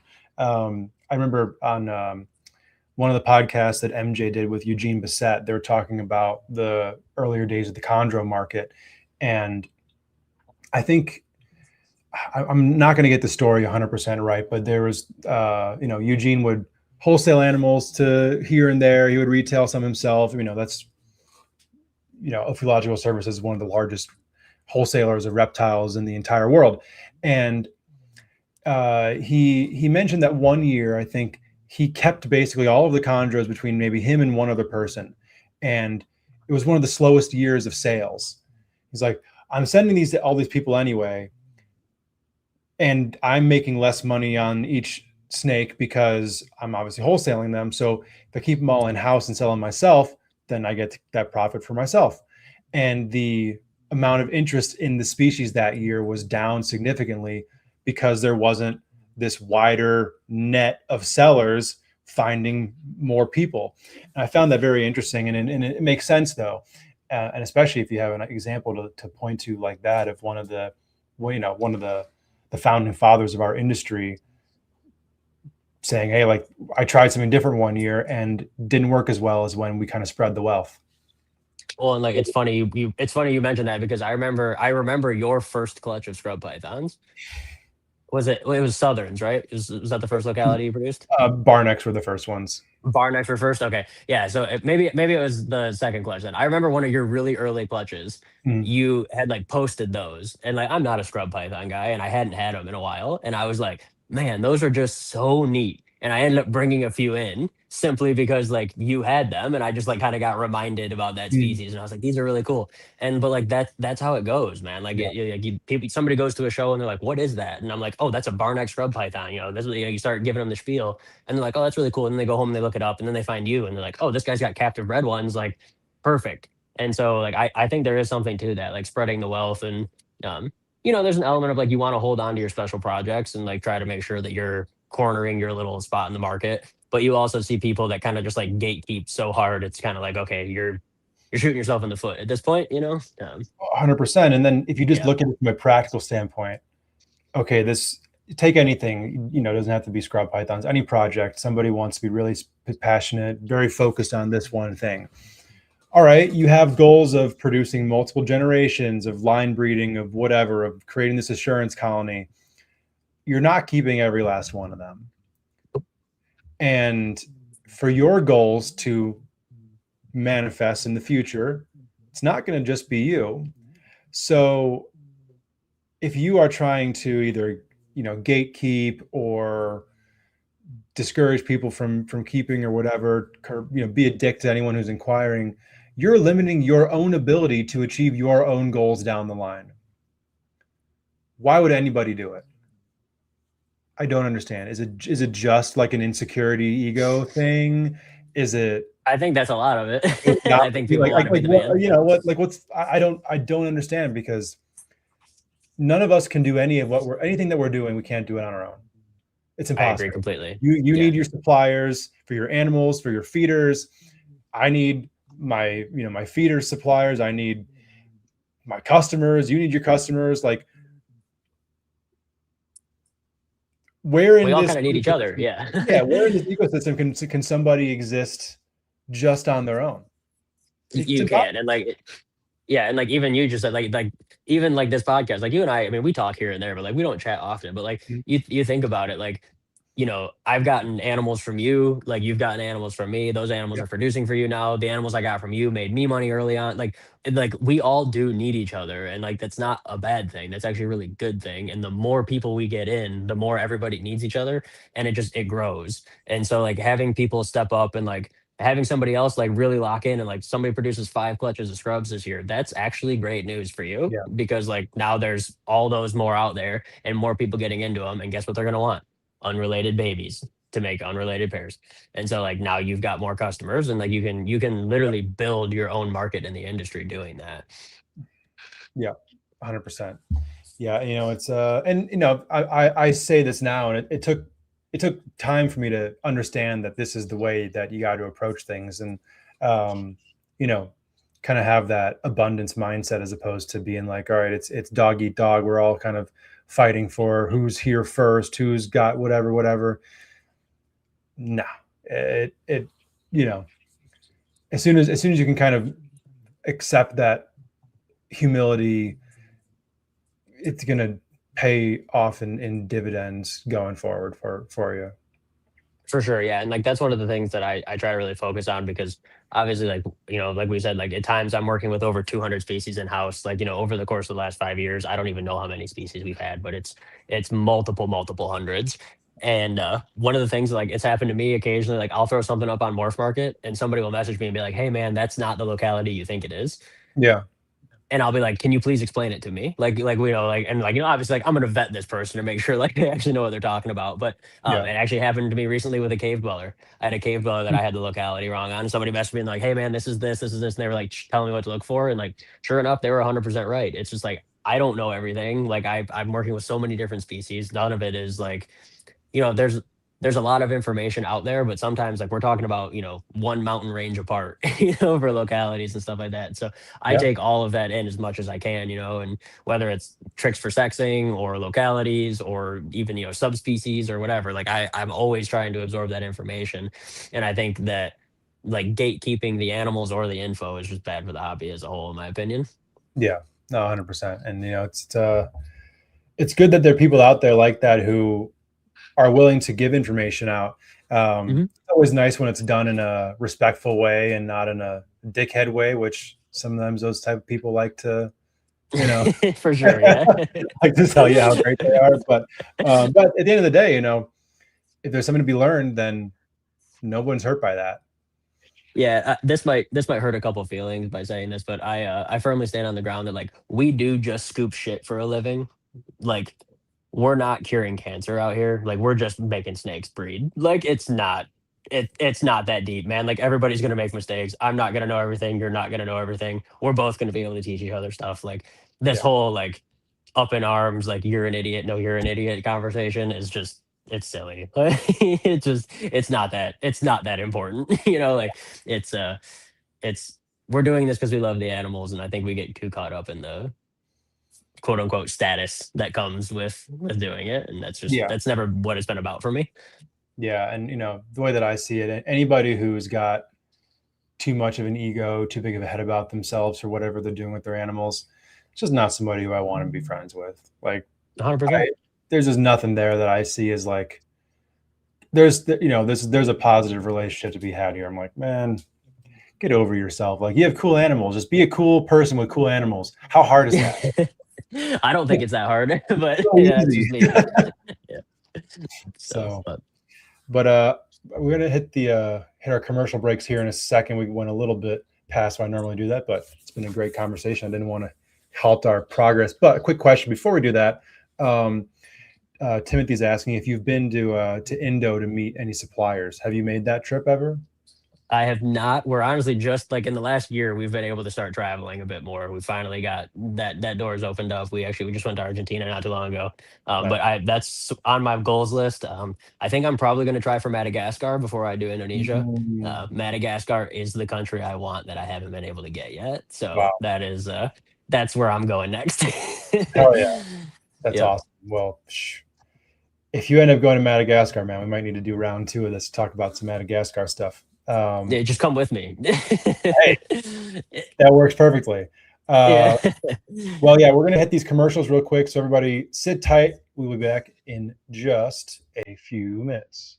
Sorry for the interruption, folks, but a quick word from our sponsors. Shout out to tonight's sponsor brought to you by ZooMed. ZooMed is proud to be supporting the Trap Talk Reptile Network. At ZooMed, reptiles are our passion. For over 48 years, we've been creating premium foods, supplies, and habitats for reptiles and other exotic animals. We're a company made up of hobbyists that test our products on the hundreds of animals that we care for here every single day. Whether you're an established breeder or a first-time hobbyist picking up your first ball python, ZooMed has you covered with everything you need to keep your animals happy and healthy. I'm excited to talk about this new product with ZooMed called the Slither Sense. It is a remote temperature and humidifying monitoring system, which we all know how important temperature and humidity is to your reptile. And for you to have remote access to your temperature and your humidity in your reptile room could really, really be a game changer for the longevity of you keeping reptiles. So guys, make sure you check out that product. Find the link in the description below. Click on it right now. Give me your feedback in the comments below. Let me know how you're liking a brand new Zoo Med product.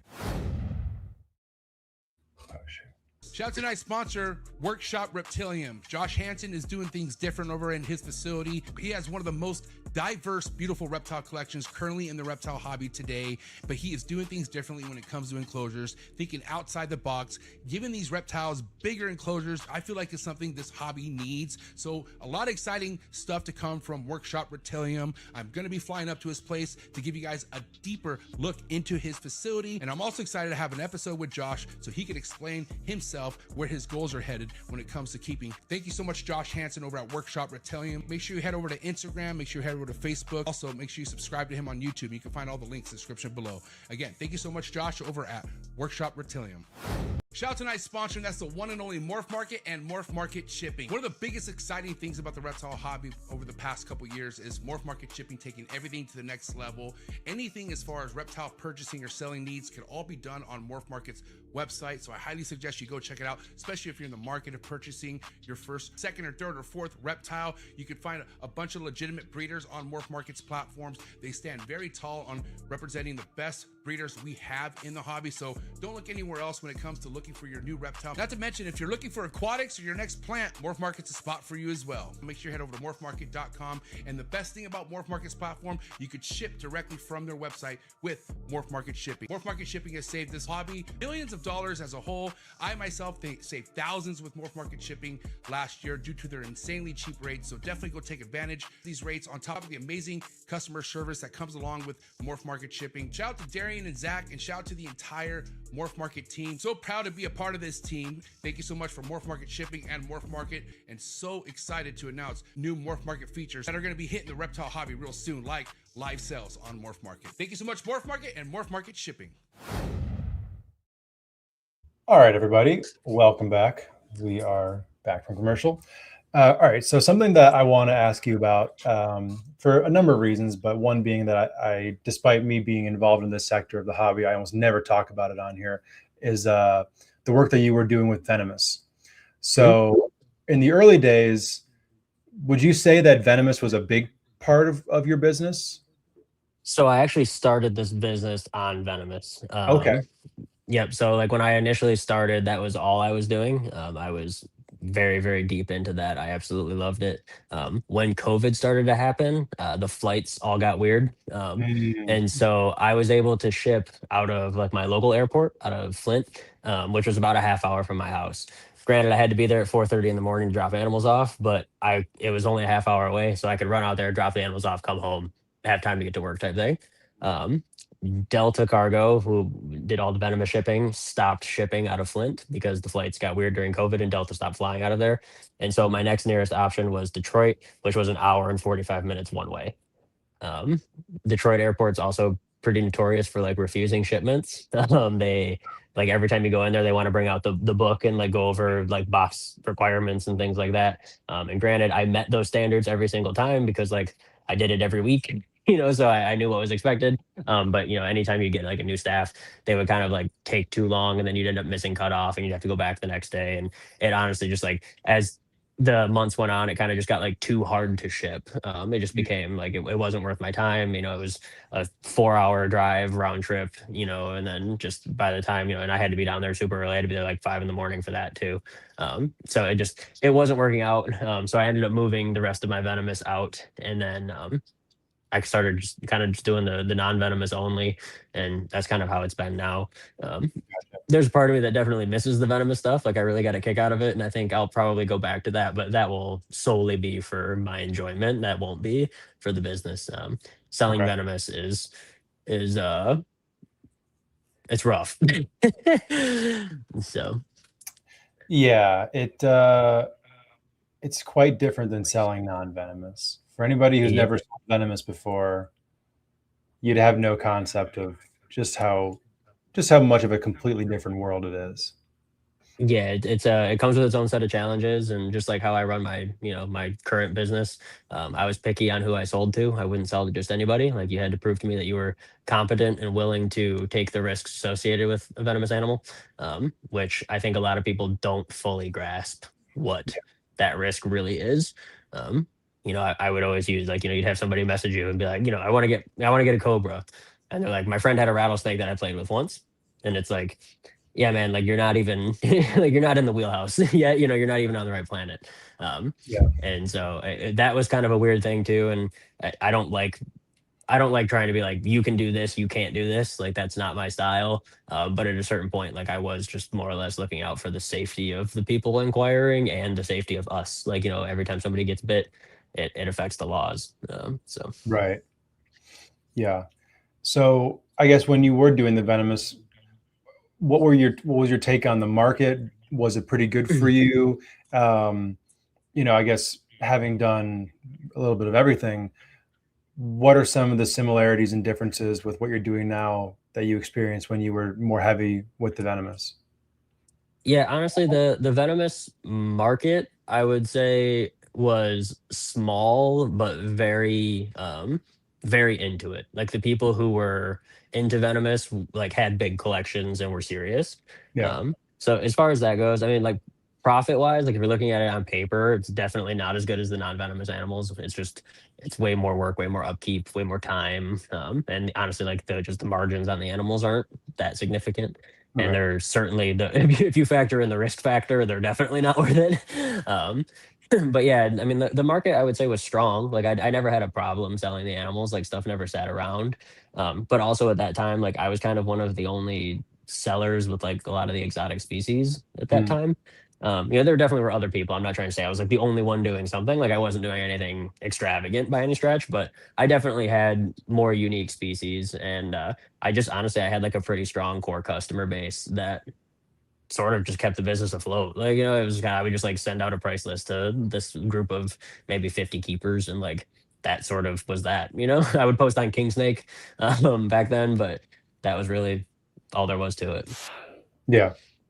Hey, I mean, yeah, I think with venomous, you're definitely right about that. The people who are into it they're into it.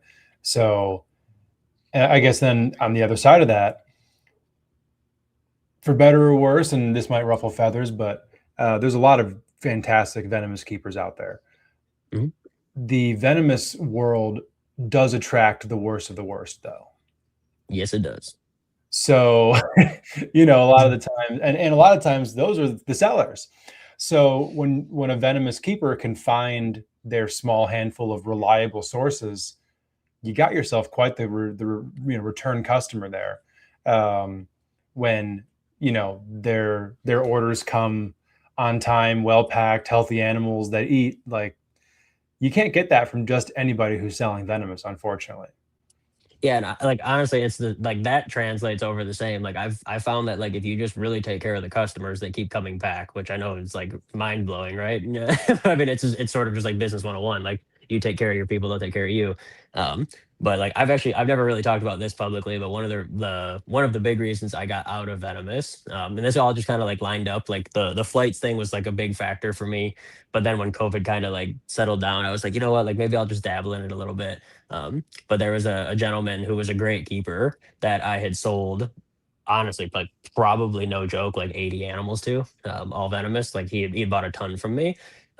He ended up being bitten by one of the forest cobras I sold him, and he died. And so that now, granted, I had sold him that animal like a year before, and like he was a more than qualified keeper. This guy was keeping mambas and cobras. I mean, I had only been doing it a few years. He had 20 plus years of experience. This was Yeah. not me selling an animal to Joe LeBlow. Yeah. But he ended up passing away, and I saw an article about him, and I read it, and he had like a 19 or 20-year-old daughter, and I was just like, man, like that girl doesn't have a dad anymore because of this. Mm. And that like I don't want to say it like weighed on me in a way that I felt like it was my fault, but it was weird to have sold an animal to somebody that had killed someone. Yeah.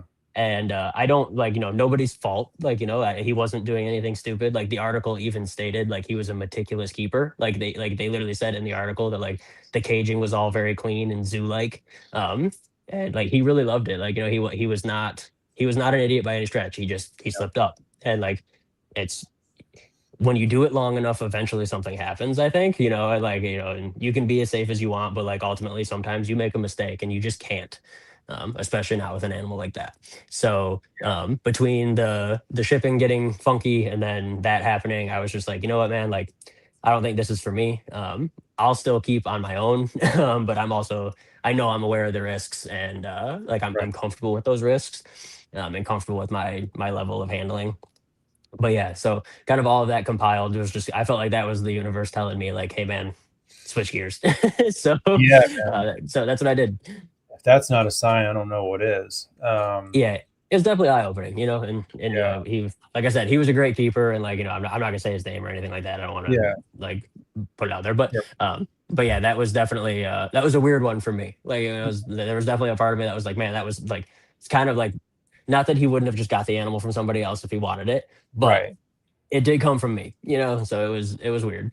Yeah, no, absolutely. And, you know, I think that when people who are not venomous keepers think about venomous, I feel like it almost kind of gets classified like you're a python person or a colubrid person, which that's, a different discussion. And then venomous kind of all lumped into like a category. Take a forest cobra, take a copperhead. I mean, couldn't be any different. Like there are, there's always that kind of like, there's no such thing as a starter venomous snake, or, kind of treat them all this in a similar fashion. Obviously, rule number one is don't get bit. There's levels to it, For sure. and not acknowledging that is just kind of stupid. So yeah, gosh, I mean, dealing with cobras and taipans, mambas, and stuff like that, that's what you're signing up for, is that to be, I don't want to say an inevitability, but like a very real life scenario that you need to be fully prepared for on all levels. Which is why Yeah, like when I look back on it, I did venomous, I would say seriously, for about 2 years. And like, we had a facility, and like we did it right. Like I wasn't screwing around. I took it really serious. Yeah. And the biggest my collection ever was for venomous was about 300 animals. So I had about 300 venomous animals at once. And so when you start to do that math for like, let's say you're cleaning 3 times a week, which is probably about right for like some of the cobras and stuff. Let's just say it's once a week, just for numbers sake. Obviously, it's a lot more, but that means you're having 300 interactions with a venomous animal every week. You multiply that by 2 years, and at that point, like, you are just playing a numbers game. Like you've done it so many times, and there is just an element of like, when they're out, like when they're not in an enclosure, like there's a risk. And I didn't, like, I wasn't just like doing copperheads. Like we had multiple pairs of mambas, forest cobras, king cobras. I had, I think, 6 different species of spitting cobra, rattlesnakes. I had like gaboons, rhinos, puff adders, like the whole nine. Like we had, like I was into it. And so, like, looking back on that, I'm very thankful I had good mentors in my life and stuff. But I definitely, I feel like there was an element of like, I fulfilled that need.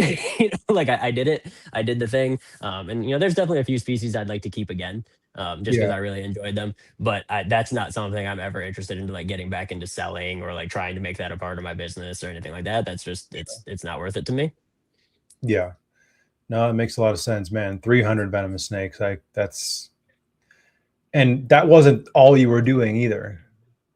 Well, honestly, at that time, I mean, I did have some non-venomous stuff too, but at that time, it was primarily venomous. I would say like 80% of my collection was venomous. And so, like, but that was another thing that people don't really take into account, is like, the amount of time it takes me to clean 300 non-venomous snakes versus the amount of time it takes to clean 300 venomous snakes is vastly different, because every animal, every interaction has to be slow and meticulous and calm and confident. And like, you have to nail every single one. So, I mean, it would take 2 days to clean the room. So you were just constantly on this cycle. So every day you're interacting with these animals, which also, in my opinion, just like ups the odds of something going wrong. And, thank God nothing ever did, I kept it safe. We kept it safe. The facility was, locked up tight. Like, we were good to go. But I think I got that out of my system. Yeah. No, sometimes I get that thought as well, of like, and I'm not working with anything nearly like that, but it's always something to think about. And if you ever get complacent, that's when the problems happen. Like people, you'll keep venomous for a while and you get good at it. It's a skill that you develop. And I don't want to say that the more you do it, the more you can cut corners, but the more you understand behavior for sure and feel inclined to cut corners, or like, oh, this animal's in the back of the cage, it's asleep, its head's like, I can see what it's doing. Let me just open this cage with my hand right now, or something like that. Like, is it going to be fine? Oh yeah, maybe 999 times out of 1,000, it'll be just fine what you're about to do. But taking that risk and not calculating properly, the result could be death. That's not, it's not a great and gamble. even if it's not death, it's really horrible. Yeah. You know what I mean? Like there's no minimal option. Like if you're bitten, it's a problem. Yes. Like there's the 0.001% chance it's a dry bite, which, like, if that's the case, go buy a lotto ticket and sell all those snakes, because like you hit the jackpot. But like outside of that, man, yeah, it is just and I loved it, man. Like I was obsessed. Like I loved it. I mean, we like I said, we had everything: king cobras, inland taipans, coastal taipans, PNG taipans. Like, man, like we had all of it. I was super into elapids, and that's what I kept.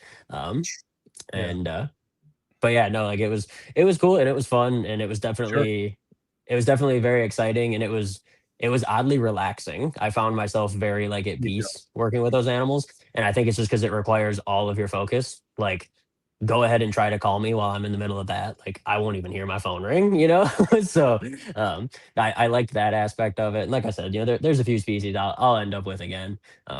I really loved my Indian cobras, like the spectacle cobras, Naja Naja. I thought those were amazing. And then there's a couple little vipers that I like too. But yeah, no, I'm glad you said that, because I feel the same exact way of just, especially with certain animals, you kind of can get a little bit of like the jitters ahead of time. Like, all right, I'm going into this interaction, I got to really be on top of it. And then as soon as the interaction actually starts, it's like peak calm.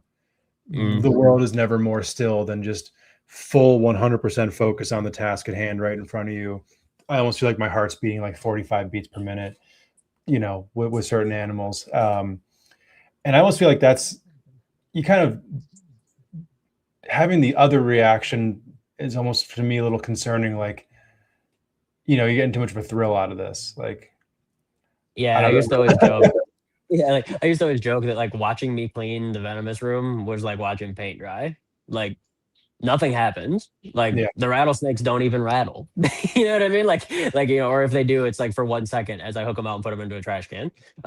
So it was like I mentored a couple people, or like had people come over and like learn how to handle, or just get some experiences like in the room with those animals. And I like the first thing I tell them, I was like, this ain't YouTube.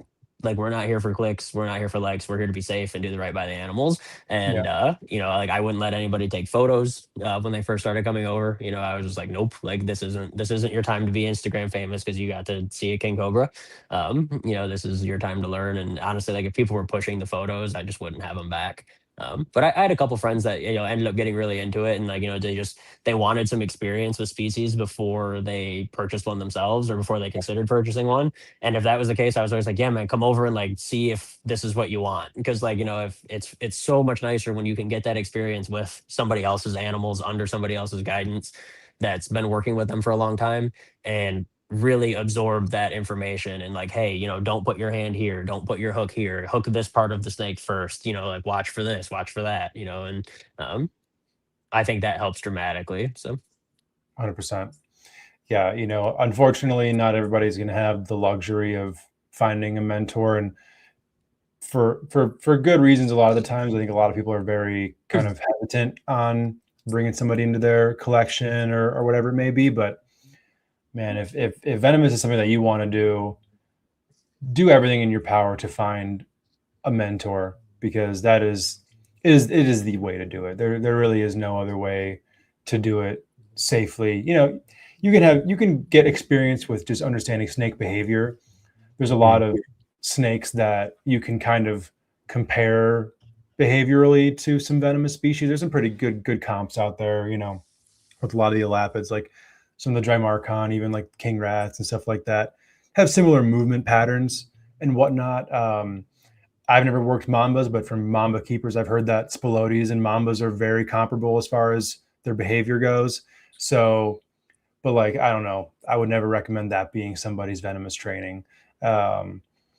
I think I got lucky that, especially with the scrub pythons, I just got very comfortable with a snake hook as like an extension of my body.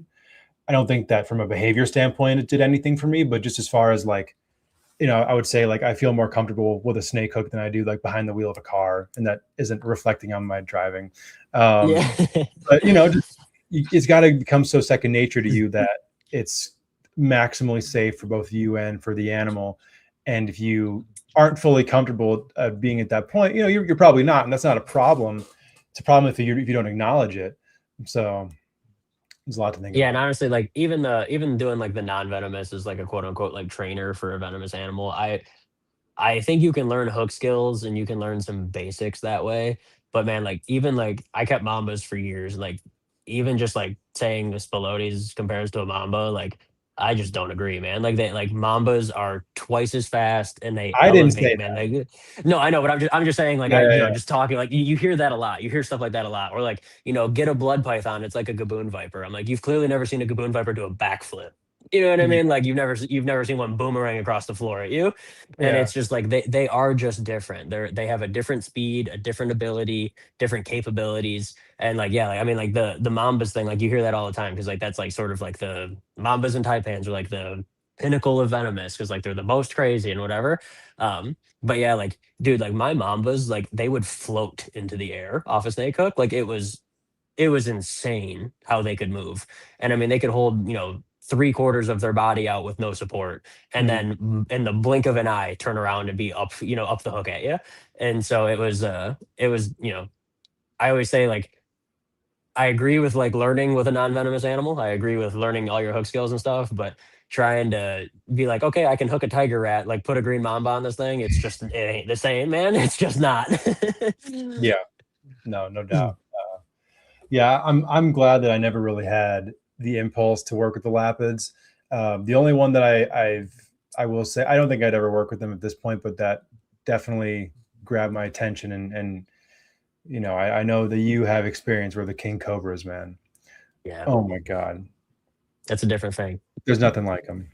It's a different thing. It's like it's not even like having a reptile. It's like it's more like a bird than it is a reptile. Mm. They're so alert. They're so interactive. They are just it's. I can't even explain it, man. Like until you're like in the presence of a big one, you can't get it. Like it's nuts. Yeah, because I remember seeing. Do you still have that big king cobra that you supposed? No, so I had 2.1 adults. Okay. So the female ended up getting cancer and passing away. Mm. She had a big tumor, and she was an imported adult. And we'd had her for like 6 or 7 years. So, I mean, like full long life, Yeah. And then one of the big males I sold, and then the other big male, he ended up just passing away. I don't really know what happened with him, but also like same thing, like imported adult, 8 years ago. But he literally like curled up into a donut, went to sleep, and just didn't wake up. Mm. And so, and it like that, honestly, like that's probably the reptile death that like emotionally impacted me the most. Like I was crushed when he died, man. Like that thing was like, that was my pride and joy. Yeah. And so, he just passed of what I assume is old age. He was Yeah. still eating and doing everything fine. So I assume he just passed of old age. But yeah, like but at one point, I had probably 20 baby, 20 king cobras total on site at one point between babies and adults. And so, yeah, I mean, like we've had them at every stage. I've started them from right out of the egg, and, we raised up quite a few to like 2-year-old size and sold them off and all Wow. of that. So, Damn. Yeah. Those animals are just, they're so beautiful. They're so intelligent. Just, yeah, like you said, that's a good analogy that they're much more bird-like than snake-like. Yeah, just. well, like you have some crocodilian experience. Yeah. Like, how like Cuban crocs are just different. Yeah. That's how king cobras are different. Like it's a different thing. Like it's not an alligator. You know what I mean? Like, Yeah. And so yeah, that's the best like comparison I can give you. It's just like they are in a league of their own all the way around. Yeah, So, absolutely. It's actually kind of a good transition to some crocodilian talk. yeah. They were out in full force at the wedding. Yeah. So what's your crocodilian selection looking like these days? So the crocodilians are solely my personal animals. Mm. They're not going anywhere. They're not for Yeah. sale. I used to sell like dwarf caiman. I'd bring them in from Guyana. I haven't really done that much lately. I just haven't really dealt with Guyana a lot lately. Um, but right now I've got a pair of Cuban crocodiles, two alligators, a baby Nile, uh, broad snout caiman, West African dwarf croc, and a Siamese. So all of them are like juvie size, so nothing too huge. But that being said, like I told you earlier, like the mammal company I worked for, we have that zoo that we recently acquired, took over. So I have outdoor enclosures and everything to house them in, and Nice. I can adequately handle these animals. So I don't really talk about the crocodilians a whole lot, simply because I just don't want. They're one of those like they're like venomous to me. It's like, can people do it? 100%. Like, do I do it? Yes. Do I love it? Yes. Do I have any problem with people doing it? No. But you got to be the right people. Yeah. You have to be willing, both space and financially and capability wise, to handle something like that. And um, luckily they're pretty slow growers in my experience. Like if you're Sure. not power feeding them super heavy, I try to keep them on a pretty like similar schedule to what they would get in the wild. But yeah, my Cubans are probably like 3.5 feet now. Nice. Maybe a little big, maybe four. So then they're the biggest of the bunch. I mean, you got to think about it. These animals in the wild are, they're true centurion animals. Mhm. Nothing about them happens quickly. Nope. So to treat them like a lizard, nope, that's not gonna do well for you. Yeah, and you see it. You see people who like put a bunch of size on a crocodilian in the first year. At a year old, they're 3 feet long and stuff. And I haven't found that to be the best for them all the way around. Like we cycle them with temperatures. We cycle them. Like we do it the way they would experience it in the wild, in my opinion. So Yeah. One of the things that it's annoying for people who are real crocodilian lovers and enthusiasts, but it's probably not the worst thing overall, is because of the ESA status of almost all of the crocodilians. There's just no commercial market for most crocodilians, essentially. Right. And they're very expensive to keep relative to other reptiles. So like from a business standpoint, breeding crocodilians is not really a business model. Unless it's not you're a business at all, in my opinion. Yeah, like it's just like an alligator farmer and you're producing skin and meat and maybe you're popping out albinos every now and then and selling those for big money, which, okay, yeah, sure, why not? But as far as like anything that's not alligator farming, and then like the dwarf caiman, because they're not ESA, not much going on with crocodilians. Nope. These are like, and the crocs that we keep here are solely just because it's what I love. It was just something that I always wanted. Yeah. Cuban crocodiles have been my dream animal since I was like 10. So being able to get a couple of those donated to us was like a huge accomplishment. But like I definitely I don't look at them as a business. I probably, like I would like to breed the Cubans once, just for my own, like my own sense of, enjoyment. But even that, man, like I'd have to really consider it. And like, I would have to really consider like how many are worth hatching out if I ever did it. Like, what's actually reasonable. And, I'm pretty lucky. I'm connected with a lot of zoos now. That's one of the markets that we're in is, the zoological world. So Cool. I could probably at least place them, in some places that could be successful with them. But even this summer, I put them on loan at a zoo here. They have like it's a zoo, but it's like a smaller facility, like maybe like 200 animals there. And they do a lot of educational programs and stuff. And I've done a bunch of croc talks down there for them, like on their reptile weekends and stuff. And I've done some venomous handling courses and stuff there and whatever. And they asked me, they're like, hey, for the summer, can we put the Cubans on display in our indoor alligator enclosure because we moved the alligator outside? And I was like, yeah, man, like that's fine, like they can go there for the summer. And I put him over there, and about 2 weeks in, the manager texted me and he was just like, dude, he was like, what are these things? And I was like, what do you mean? And he goes, they're chasing us. And I was like, yeah, man, they do that. That's how they are. And he's like, this is nothing like alligators. And I was like, this is nothing like alligators is right. Yeah, they're totally different things. So, but yeah, just you have to be able to adequately handle and house and Yeah, and deal that's the with thing. these animals.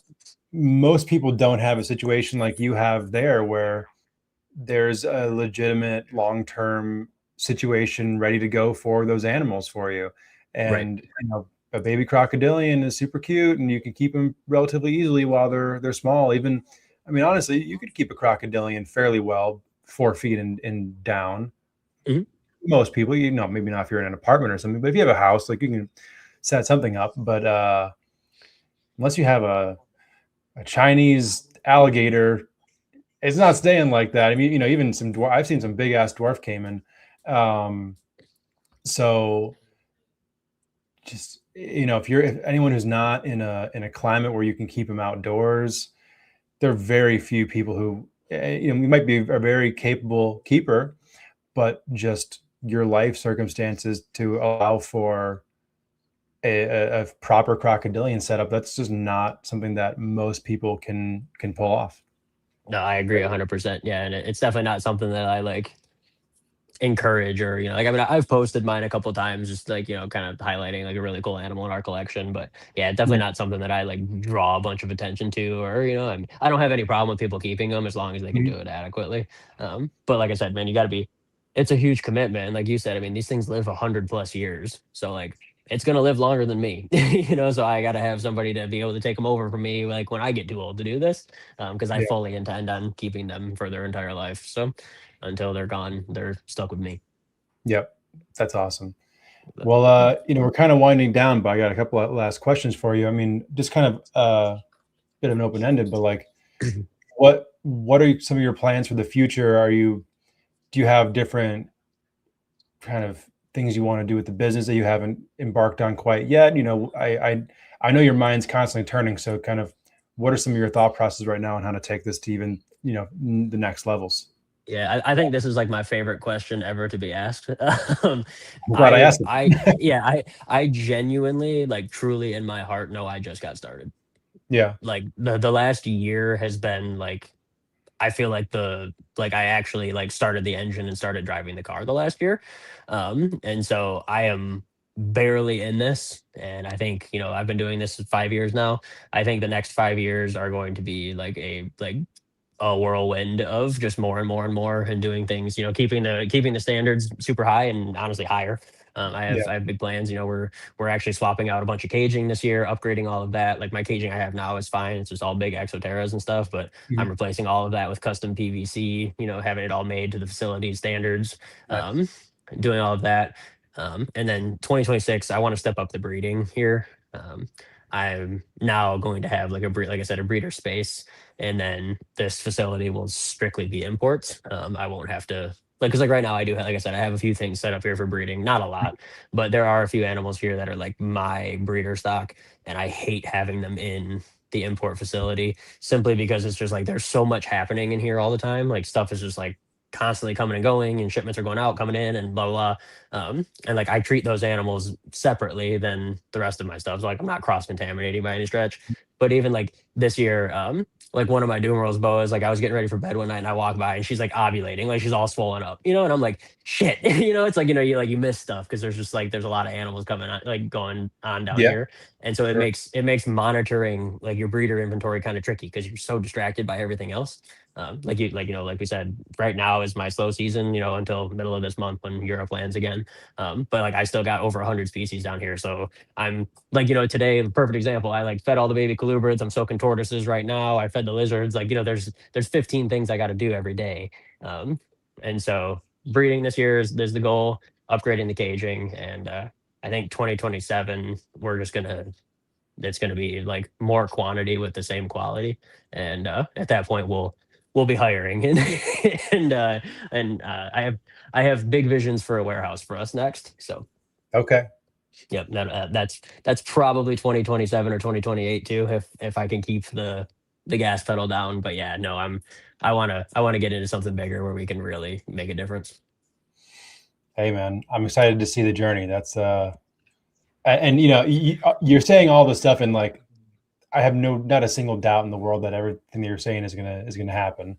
Yeah, I'm coming for it. So Yeah, absolutely. So I know you mentioned getting Madagascar as a goal, but are there any species or countries outside of Madagascar to get animals from that you're like, I want to cross these off the list or be able to accomplish these goals? I think Madagascar is my big one. I've never been able to have like a direct source from there. And so I think that's probably my only like bucket list country to import from. Okay. And honestly, simply because I just absolutely fucking love Europolatus. I think they're just like the coolest geckos in the world. So that's definitely on the goals list. But yeah, I think as far as countries go, but right now, man, like we've been doing so much work with Europe, and there's still a ton of untapped potential there.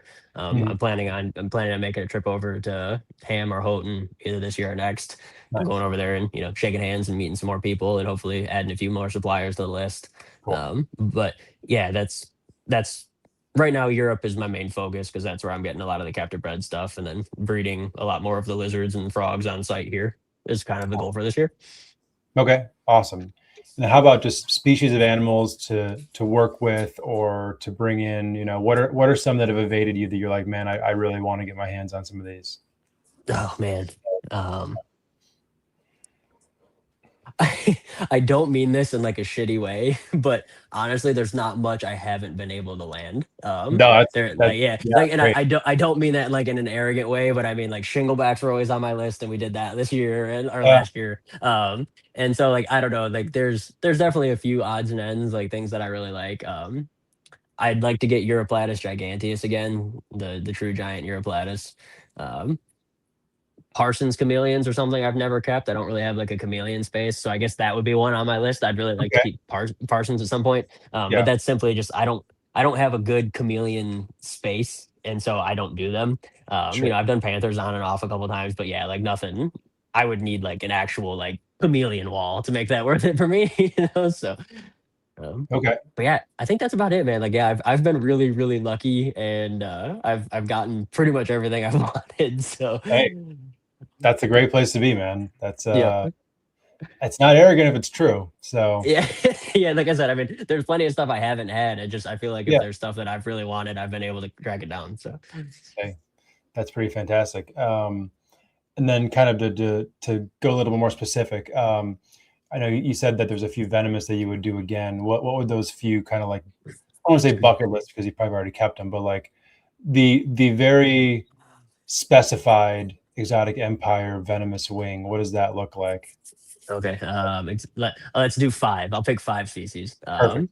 Five. A Kistrodon tailori, the Taylor's cantil. Those Okay. are one I've always thought were really neat. Um, Trim trigs, the Sri Lankan palm vipers, or whatever they're classified as now. I can't remember what genus they're in. Yeah. Um, Something. the Naja, the spectacle cobras. East African green mambas, Okay. the Angusticeps. None of the other mambas are worth it to me. Those were always really cool. I feel like that's a hot take in the Mamba world. Yeah, man, like all like the Jamesons and the West Africans and like even the blacks, man. Like I didn't like them. The black mambas were like they were okay, but the East Africans were they were a lot more like, I don't want to use the word chill because they're still mambas, but they were much easier to get along with in my Okay. experience than the others. The West Africans and the Jamesons, man, it's like grabbing a lit stick of dynamite and just being like, oh shit. You know what I mean? Like that was just how I always looked at it. And so that wasn't for me. Like, Yeah. and then I one more I gotta pick. Um, I don't know, man. I had Mangs and I really like those, but I don't think I'd do those again. Um, I feel like I need a cool rattlesnake in there. Oh, the Salvinis, the pink Okay. face Salvinis. Yeah, that's a rattlesnake I can get with. So Nice. I think Yeah. that's my five. Yeah. Hey, that's a pretty good five. It's a very eclectic five as well. So Yeah. Well, I mean, that's kind of what I like. yeah, fair enough. All right. And then the last on this kind of same trend, I know you said that the Cuban crocs are your favorite, and for good reason. Mhm. What's one other crocodilian that would be like, if I could add this, what a dream come true? Oh, there's two. There's Let's go three. two then. Let's go three. All right. Tomastomas, the false gharials, actual gharials, or gharials, Okay. however you want to say it. And then Orinoco's. Orinoco's are high on the list. So Yeah. Not a bad list. Yep. But yeah, Gharials, like Tomastomas, I think I might be able to make happen in my lifetime. Gharials are going to be tough. Yeah. Yeah. Neither easy, but yeah, definitely Gharials are under pretty heavy lock and key. Yeah. So I'm gonna have to have a real nice zoo for that to happen. So. yeah, no doubt. Well, that's a pretty damn good list. Yeah. Man, thank you so much for being here tonight with me, taking the time. This was a fantastic conversation. It was, you know, I and everyone who's listening can just tell how much you care about this, just in even just the tone of your voice, your enthusiasm. I mean, it's inspiring because not everybody who does this is dedicated to the level that you are, and it really it's refreshing to see. So I really appreciate it. Yeah, no, man, I appreciate the kind words. Like I said, man, I just love it. There's nothing else to it. That's all it is. It's a labor of love, and I'm not quitting anytime soon. So, like I said, I'm just getting started. So it'll be bigger and better every year for the rest of forever. That's awesome, man. So for anybody who wants to support you, follow what you got going on, or check out your availability, where are the best places to find you? Honestly, man, MORPHMARKET's the best. My store is the Exotic Empire, or my name, Josh Alder. Last name's Alder. That's probably the best place to get a hold of me. You can find me on Facebook. Just shoot me a message on Messenger. I'm not really on social media that much, Okay. but like my Messenger is active, so definitely just shoot me a message on my private Facebook page. It's under my name, Josh Alder. But that's probably the best two places. All right. Hell yeah. Awesome, man. Well, once again, thank you for being here tonight. This was a fantastic conversation. Of course, man. My pleasure. All right. And thank you to everybody who is watching or listening. And I will catch you all back here next week for a new episode.